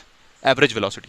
ठीक, अब जो इनिशियल है, समझना, ये इलेक्ट्रॉन देखो, एक बात बताओ, इनिशियली जो इलेक्ट्रॉन्स था वो कोई ऐसे, कोई इधर, कोई उधर जा रहा था, जब इलेक्ट्रिक फील्ड ऐसे नहीं लगा हुआ था, तो वो सारे का जो इनिशियल था वो कितना था? 0। समझो, यहां पर बता रहे, देखो जैसे ये कंडक्टर था, तो कंडक्टर में कोई इलेक्ट्रॉन ऐसे जा रहा है इस तरफ, कोई इलेक्ट्रॉन कहां जा रहा था? उस तरफ। हाँ, तो इसका मान लो u1, इसका क्या? u2, तो ये u1 और u2 आपस में क्या होगा? कैंसिल, सब एक दूसरे का कैंसिल कर देगा। तो ये u1 भी 0, u2 भी 0, सब आपस में क्या? 0 बाई n कितना होगा? मतलब इनिशियल तो सबका 0 होगा। तो मतलब जो वेलोसिटी का हमको बात करना चाहिए वो किसका बात करना चाहिए? बोलोगे फाइनल का क्यों बात करना चाहिए? क्योंकि इलेक्ट्रिक फील्ड बाद में बना ना, कि पहले ही इलेक्ट्रिक फील्ड बन गया था, जब बैटरी लगाई तब ना बना इलेक्ट्रिक फील्ड। तो यानी कि जो ड्रिफ्ट वेलोसिटी है वो इलेक्ट्रिक फील्ड लगने के बाद ही बनता है। और ड्रिफ्ट वेलोसिटी एक फाइनल वेलोसिटी होता है। नहीं समझ में आया? आया? तो चलो आगे लिखते हैं हम लोग। ये फोर्थ बात हुआ कि initial velocity of each and every electron is zero. अब हम लोग जो पांचवा बात यहाँ फिफ्थ पॉइंट कर रहे हैं वो कब का कर रहे हैं? जब इलेक्ट्रिक फील्ड तुम लगा चुकी हो, ठीक है। तो अब लगाने के बाद तुम निकालोगी कौन सा वेलोसिटी, फाइनल निकालोगी कि इनिशियल निकालोगी? अरे फाइनल निकालोगी ना। और फाइनल को क्या लिखोगी? v लिखोगी फाइनल को। और ये फॉर्मूला देखिए हो जीवन में कभी, देखो तो ये जीवन में देखिए हो, देखिए हो जीवन में ये v is equal to u plus a t. इसी को वेक्टर फॉर्म में लिख दिए क्योंकि वेलोसिटी वेक्टर क्वांटिटी और एक्सेलरेशन भी वेक्टर क्वांटिटी। टाइम में भी वेक्टर लगा दें, टाइम में भी लगा देते हैं वेक्टर, टाइम तो स्केलर होता है ना, ठीक है। चलो अब देखो साफिया, यहां पर एक है कि 10 है इलेक्ट्रॉन, v1 v2 v3, ये सबका वेलोसिटी क्या? v1 v2 v3 v4। Acceleration क्या होगा? एक्सेलरेशन सबका सेम कि अलग अलग? सबका सेम होगा एक्सेलरेशन ना, क्योंकि इलेक्ट्रिक फील्ड तो सबके लिए बराबर है ना, बराबर से लगा है ना सब में इलेक्ट्रिक फील्ड। तो इसका एक्सेलरेशन ए, इसका भी ए, इसका भी ए, सारे का इलेक्ट्रिक एक्सेलरेशन ए ए। लेकिन वेलोसिटी सबका अलग अलग होगा। बोलेगी क्यों? क्योंकि देखो नहीं नहीं नहीं, क्योंकि हो सकता है कि ये जो इलेक्ट्रॉन होगा वो दो कर्नल से टकराया होगा, लेकिन ये वाला इलेक्ट्रॉन एक ही कर्नल से टकराया होगा, तो इसका वेलोसिटी थोड़ा ज्यादा होगा और इस वाले का क्या होगा? कम होगा। क्यों कम होगा? क्योंकि ये तो दो लोग से टक्कर खाया ना, थोड़ा धीरे हो गया होगा। अच्छा, इसके ऊपर वाला मान लो 10 से टकरा गया, ऐसा ऐसा 10 से टकरा गया, तब तो इसका तो और कम हो जाएगा। तो वेलोसिटी सबका अलग अलग, लेकिन इलेक्ट्रिक फील्ड के वजह से जो एक्सेलरेशन प्रोवाइड हुआ वो तो सबको सेम प्रोवाइड किया। इलेक्ट्रिक फील्ड तो सबको बोला ना भाई उधर जा। समझ में आया? अब देखो आगे, आगे सुनो, आगे सुनो। देख ले पहले, देख तो ले पहले, देख तो ले, सुन तो ले। देखो अब यहाँ पर ध्यान से यहाँ पर से जब तुम लिखोगी वी वेक्टर, v1 निकालोगी मान लो, मतलब एक इलेक्ट्रॉन का वेलोसिटी का बात कर रही हो, तो एक इलेक्ट्रॉन का वेलोसिटी को क्या लिखोगी? स्पीड को u1। नहीं समझ में आ रहा क्या तुमको? आ रहा है। इसका एक्सेलरेशन एक इलेक्ट्रॉन का a और टाइम कितना? t1। अब ये टाइम कौन सा है थोड़ा इसको समझना है। ये जो टाइम लिखे t1, ये क्या टाइम है? कौन टाइम है? अभी बात करते हैं उसके बारे में। ये लिखो पहले, लिखो इसको। हम तो स्कूल स्पेशली मोबाइल लेके जाते थे, सही में स्पेशली लेके जाते थे मोबाइल हम, और आगे बेंच में बैठ के चलाते थे मोबाइल चलो इसको मिटा दे। चलो मोटी यहाँ देखो, ये देखो, अब हम लोग ये समझने वाले हैं कि ये v1 इसका बात करना है, ये टाइम का। देखो थोड़ा एकदम और डिटेल में जाओ। अब हम कंडक्टर भी नहीं बना रहे हैं, अब कंडक्टर भी गायब। कौन सा पॉइंट चल रहा है? पॉइंट नंबर 5 चल रहा है। अब नहीं सुनने वाले, पॉइंट नंबर 5 चल रहा है। क्या u है रे भगलोल? Initial velocity. इनिशियल मतलब स्टार्टिंग वाला वेलोसिटी u है, ये u। अब देखो ऐसे होता है ना u। चल देखा यहाँ पर, छोड़ो सब, u होता ही ऐसे ही है, इसलिए बोले थे 11th में ठीक से पढ़ने। देखो 5 नंबर 5 नंबर ही चल रहा है अभी। ये टाइम क्या है उसके बारे में। तो यहां पर जैसे ये कंडक्टर है, इस कंडक्टर में पॉजिटिव चार्ज होता है ना, थोड़ा इसको बाहर निकालते हैं, यहां पर बनाते हैं। चलो देखो, ये पॉजिटिव, ये पॉजिटिव, ये पॉजिटिव, ये पॉजिटिव, और यहां एक और पॉजिटिव। ठीक, इलेक्ट्रॉन एक इधर से मस्त आ रहा है। एक इलेक्ट्रॉन नहीं होता, करोड़ों होता है। हम एक का एग्जांपल दे रहे हैं।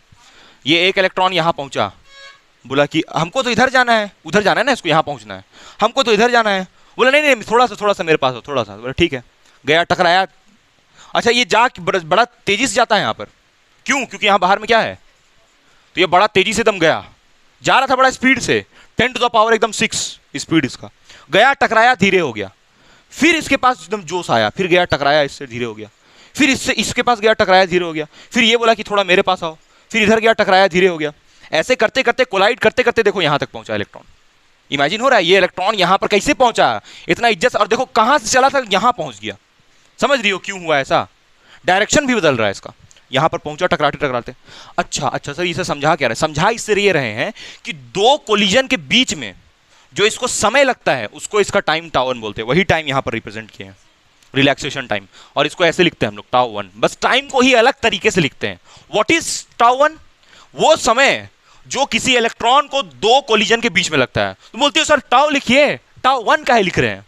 क्योंकि हर कोलिजन, जरूरी नहीं है कि ये जो इलेक्ट्रॉन है ये यहां से चला तो इससे टकराएगा, फिर इससे भी वही सेम दूरी पर टकराएगा। हो सकता है कि ये जो देखो, ये वाला, यहां देखो, ये वाला देखो ज्यादा दूरी दिख रहा है, तो यहां पर उसको टाइम ज्यादा लगेगा, और यहां पर उसको टाइम क्या लगेगा?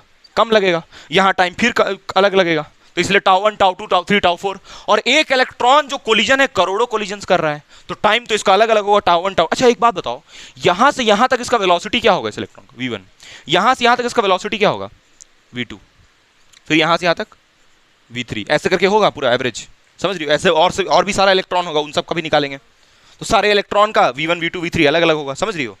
नहीं समझ में आ रहा है? आ रहा है यहां तक? ठीक है, क्लियर है? तो ये स्टोरी होता है। अच्छा व्हाट इज, तो यहां पर लिख लेते हैं, है ना, यहां पर हम लोग टाउ के बारे में लिख लेते हैं, the time taken by electron between two successive collision, successive collisions between two successive, और इसका नाम क्या दिया हम लोग, नाम क्या पढ़ा, रिलैक्सेशन टाइम। चल लिख इसको जल्दी से, ठीक है, ये बनाओ, 5 नंबर ही चल रहा है ये वाला, ठीक है, 5 नंबर चल रहा है, ठीक है। अभी इसको हम इक्वेशन 1 मान रहे हैं, इसको 1 मान रहे हैं, और ये 1 कैसे लिखे, देखो एक इलेक्ट्रॉन का बताया तुमको, अब ऐसा ही करके हम सारा इलेक्ट्रॉन का लिखेंगे, v2, v3, v4 करके, पहले इसको छापो। हाँ देखो आगे देखो, आगे देखो, आगे देखो, यहां पर ये जो v1 लिखे हैं ये यहां का है, फिर यहां का लिखेंगे, यहां क्या लिखोगी, v2 वेक्टर बराबर u2 प्लस ए टाउ 2, ठीक, और ए में वेक्टर लगाओगी, इक्वेशन नंबर 2।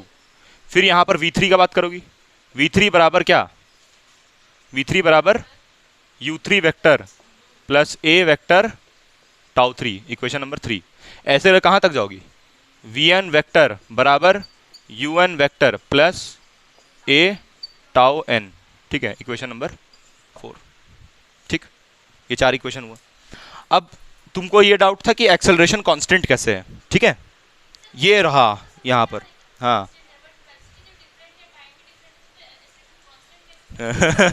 कॉन्सेप्ट खराब, देखो यहां पर वेलोसिटी का फॉर्मूला क्या होता है, तुम इसको ये नहीं फील हो रहा है कि सर एक्सेलरेशन कांस्टेंट कैसे, इस फॉर्मूला से तो दिख रहा है, लेकिन तुमको देखो और बता देते, कॉन्सेप्ट खराब 11th का। देखो वेलोसिटी का फॉर्मूला होता है change in displacement by change in time. क्या वेलोसिटी बदलने से एक्सेलरेशन बदलेगा, हाँ बदलेगा। एक्सेलरेशन का फॉर्मूला क्या होता है, change in velocity by change in time, ये होता है एक्सेलरेशन का फॉर्मूला, इसको छोड़ दो, change in velocity by change in time. देखो यहां पर वेलोसिटी तो भले चेंज कर रहा है, यहां पर वेलोसिटी कितना है u1, और यहां कितना v1, फिर यहां वेलोसिटी कितना v2, और यहां कितना, सॉरी यहां पर वेलोसिटी इनिशियल वाला कितना होगा u2, और यहां कितना होगा फिर v2, क्या वही v1 या फिर u2 दोनों चलेगा, कोई दिक्कत नहीं उससे, v1 लिख लो, कोई प्रॉब्लम नहीं, v1 लिख लो।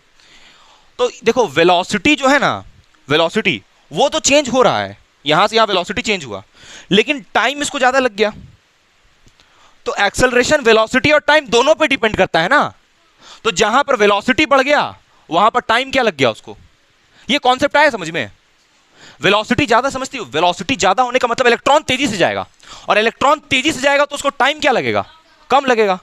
तो देखो पहले वेलोसिटी बढ़ा तो एक्सेलरेशन बोला अच्छा हमको बढ़ना था, ठीक है हम बढ़ जाते हैं, फिर टाइम बोला नहीं हम तो कम लगेंगे क्योंकि तुम तो जल्दी पहुंचोगे दूसरे के पास, तो टाइम, तो फिर एक्सेलरेशन बोला अच्छा ठीक है तो हम घट जाते हैं, क्योंकि एक्सेलरेशन टाइम का क्या है, इनवर्सली। आया समझ में।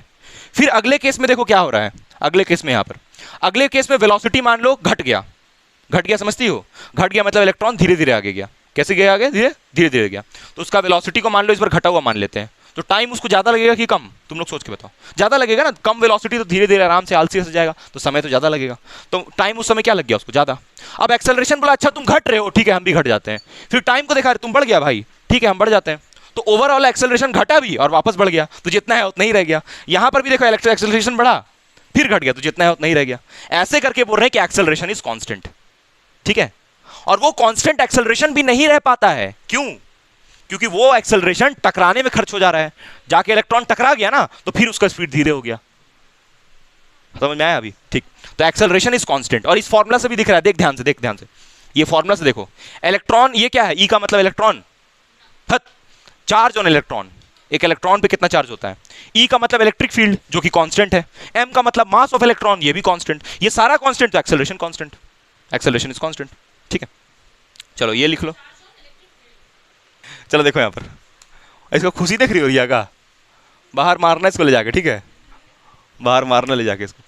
चलो देखो यहां देखो, यहां देखो, ये 5वां नंबर ही चल रहा है अभी, ठीक है।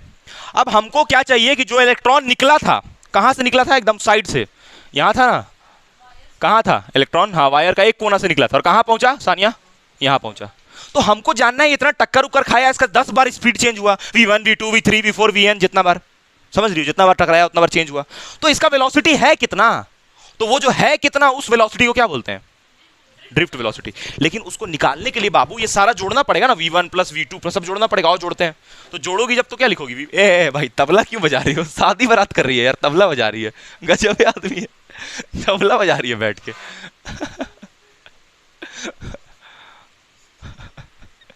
गजब गजब खतरनाक आदमी है। u1 vector plus u2 vector dot dot कहां तक जाएगा, u1 वेक्टर तक, ठीक है। फिर यहां पर प्लस क्या होगा सानिया बताओ, यहां और क्या लिखेंगे, अरे भैया ये सारा जोड़े हैं, ये 5वां नंबर चल रहा है, ये v1 ये फॉर्मूला यूज किए हम, ठीक है, v1 v2 v3 v4 सब जोड़े, तो ये सब ऐड नहीं होगा, और फिर ये सब आपस में नहीं ऐड होगा, नहीं समझी, नहीं समझी, तो ये का लिखोगी, यहां पर का लिखोगी, a1 सॉरी a tau 1 ना plus a tau 2 and so on, कहां तक जाएगा, a tau n, ठीक है। ए सब में है, कॉमन जाएगा, तो यहां पर ये v1, अच्छा पता है तुमको, ये v1 plus v2 plus v3, और एक और चीज यहां पर कि सबका ले रहे हैं ना, तो यहां पर एक मिनट, यहां पर सबका जब हम लोग ले रहे हैं तो टोटल इसको n से डिवाइड करना पड़ेगा, n से क्यों करोगे डिवाइड, अभी बता रहे हैं, n से डिवाइड करोगे इसको, या n से मत करो, लो अभी यहां तक ठीक है, यहां तक कोई दिक्कत है, बोलो यहां तक कोई दिक्कत है नहीं ना, हाँ यहां पर क्या दिक्कत है, इसमें क्या दिक्कत है भाई, इसमें क्या प्रॉब्लम है, देखो भिखारी आदमी, देखो यहां पर ये v1 दिख रहा है, v2 v3 v4 सबको ऐड क्यों कर रहे हैं मालूम है, क्योंकि इलेक्ट्रॉन कभी v1 से चल रहा है, कभी v2 से, कभी v3 से, कभी v4 से, कभी, तो सारा स्पीड उसका जोड़ेंगे तो नेट स्पीड मिल जाएगा, और उस नेट स्पीड को क्या बोलते हैं, एवरेज स्पीड, एवरेज स्पीड, और उस एवरेज स्पीड को क्या नाम दिए, drift velocity. What is drift velocity, the velocity with which electron moves inside the conductor is called drift velocity, and वो ड्रिफ्ट वेलोसिटी इसीलिए आ पाया क्योंकि इलेक्ट्रॉन सबसे टकराया, किससे टकराया, मेटल आयन से, और इलेक्ट्रॉन खुद का खुद से टकराया, नहीं समझ में आ रहा है, एग्जैक्टली जितना इलेक्ट्रॉन होता है सबका ड्रिफ्ट वेलोसिटी फिक्स होता है, सारा इलेक्ट्रॉन उसी वेलोसिटी से चलता है, क्योंकि ये एवरेज है, एवरेज समझती हो नहीं समझती हो, एवरेज मतलब जैसे तुम्हारा 5 नंबर आया, इसका 6 नंबर आया, उसका 6.5 आया, उसका 6.5 आया, 6.5 6.5 5 6 ऐसे आ रहा है मान लो, तो ओवरऑल हम एवरेज क्या बोलेंगे 6, कि बताते रहेंगे नहीं उसका ना 6 आया, नहीं उसका ऐसे नहीं करेंगे, बोलेगा ओवरऑल क्या लेवल है स्टूडेंट का, 10 में कितना आ रहा है, तो बोलेंगे 6, समझ रही हो, वही होता है एवरेज का मतलब। इतना सारा स्पीड बताते रहोगी, बोलोगी नहीं इलेक्ट्रॉन ना 10 टू द पावर 5 से चलता, नहीं नहीं नहीं 10 टू द पावर 5 नहीं, 10 टू द पावर 6 नहीं, 10 to the power 5, 10 to the power 5 6 5 ऐसे नहीं करोगी, एवरेज बताओगी, बोलोगी 10 टू द पावर 5 से बार बार चल रहा है तो 10 टू द पावर 5 बोल दोगी, लेकिन वो कैसे निकालोगी, सारे को जोड़ के देखोगी ना ओवरऑल रिजल्ट, तो वही हम लोग कर रहे हैं यहाँ पर, ओवरऑल सबको जोड़ रहे हैं और देख रहे हैं कितना से चला। अब देखो सुनना बात ध्यान से, ध्यान से, हाँ बोलो,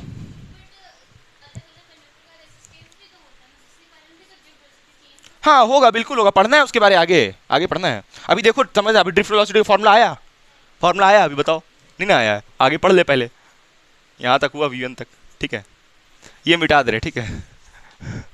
यहाँ पर क्या होगा u1, अब देख तुम लोग को n से डिवाइड किया एकदम छटपटाने लगी, देख यहाँ पर दिखा दे रहे हैं डिवाइड करके, 2 रुपया, 2 रुपया वाला आता है मैथ्स का, किधर गया, हाँ 2 रुपीज मैथ्स भी नहीं आता है, देखो यहाँ तक गया प्लस un, ठीक है, फिर यहाँ पर क्या होगा, अच्छा a कॉमन जाएगा, ले a यहाँ कॉमन गया, यहाँ पर क्या बचेगा, tau 1 plus tau 2 plus dot dot tau n, a common ले सकते हैं कि नहीं, अरे इसमें भी a, इसमें a तो a कॉमन नहीं जाएगा, ठीक, अब देख देख यहाँ n से भाग दे दे, यहाँ n से भाग दे दे, n का मतलब क्या है, नमाज नहीं नवाजिस, n का मतलब है नंबर ऑफ इलेक्ट्रॉन, और कौन number of electron, total number of electron, क्या मतलब इसका,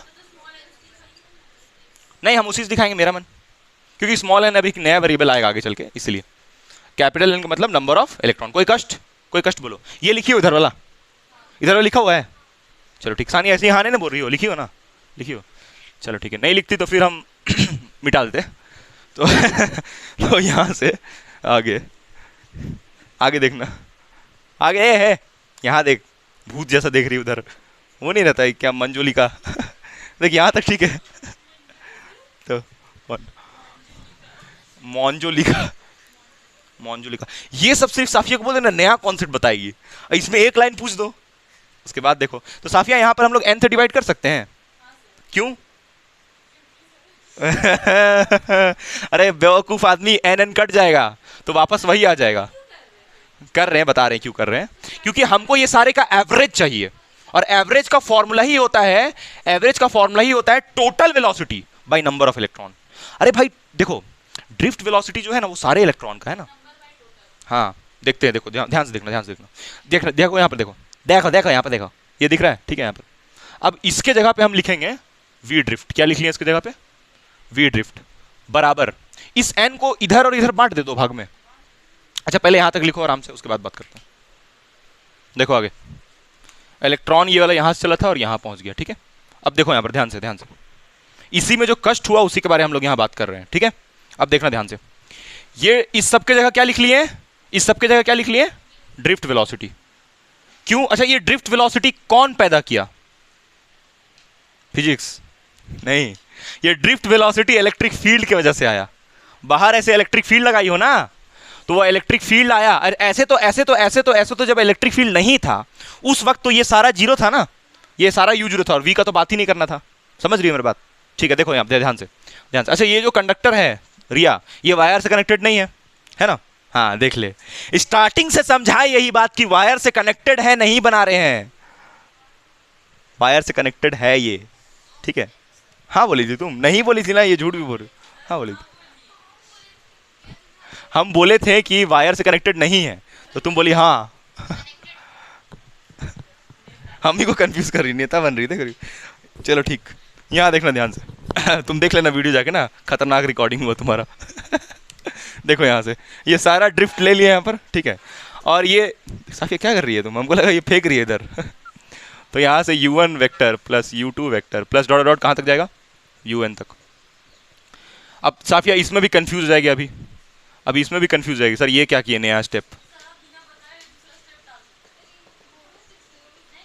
अब से ना लेटर लिखेंगे हम, पहले नया स्टेप करने से पहले एक लेटर लिखेंगे उसको, उसके बाद नया स्टेप।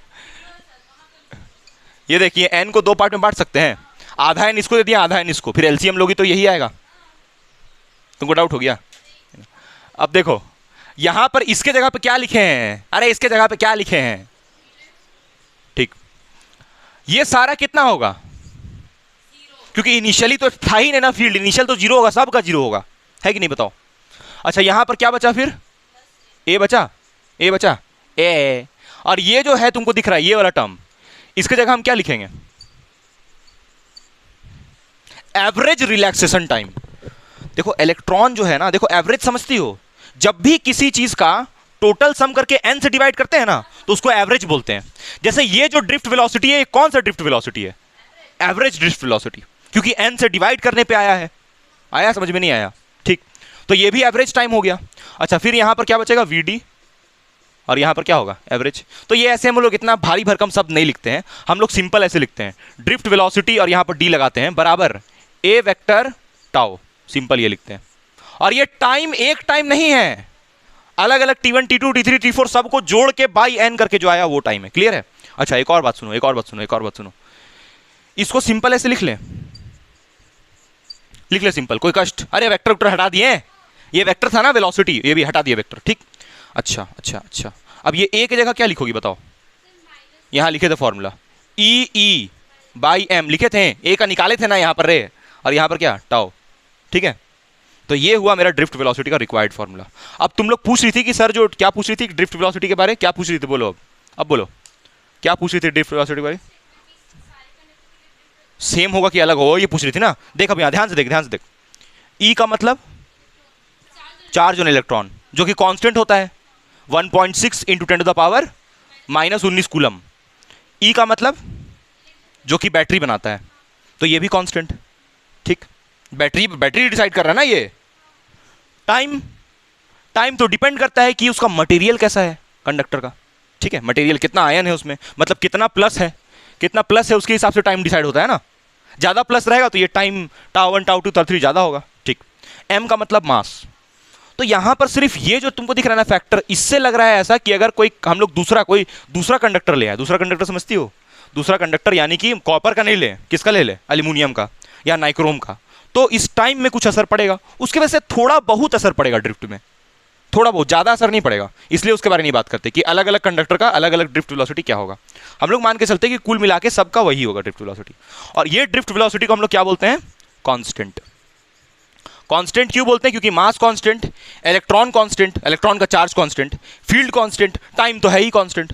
टाइम कांस्टेंट कैसे, सबका जोड़ ले ली ना यहाँ पर, हाँ बैटरी पे भी डिपेंड करेगा, एग्जैक्टली बिल्कुल बिल्कुल, थोड़ा चेंजेस आएगा, ज्यादा चेंजेस नहीं आएगा, थोड़ा बहुत चेंज आएगा, ज्यादा चेंज, लेकिन इस पर्टिकुलर कंडक्टर के लिए तो वीडी कांस्टेंट है ना, हाँ, लेकिन कोई दूसरा कंडक्टर आया तो वेरिएशंस हो सकता है, लेकिन उसके बारे में जाओगे तो बहुत डिटेल में हो जाएगा, इसलिए उसके बारे में नहीं बात करते हैं, वो है ही नहीं सिलेबस में, ना आईआईटी का सिलेबस में, ना जेई में, नीट का ही सिलेबस, कोई सिलेबस में नहीं, ग्रेजुएशन का भी सिलेबस में नहीं, एमएससी में भी नहीं है, वो कॉन्सेप्ट ही नहीं कोई बनाया कि अगर यहाँ पर ये इलेक्ट्रिक फील्ड चेंज हो तब इस पर क्या असर पड़ेगा, उसके बारे में नहीं बात करते, ठीक है।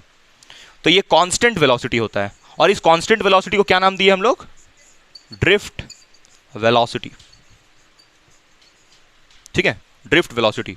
ये लिखियो तुम लोग, ये वाला, आओ इधर पूरा थ्योरी लिखते हैं अब हम लोग, ये जो पूरा बताएं इसका थ्योरी, ठीक है, हाँ लिखो लिखो आराम से, अरे थोड़ा बहुत लगा होगा, देखो अब यहाँ पर ध्यान दो, कम बैक, यहाँ तक समझ में आया ये फॉर्मूला कैसे हुआ, क्या हुआ। अब यहाँ पर कंक्लूजन लिखा हुआ है इसका, द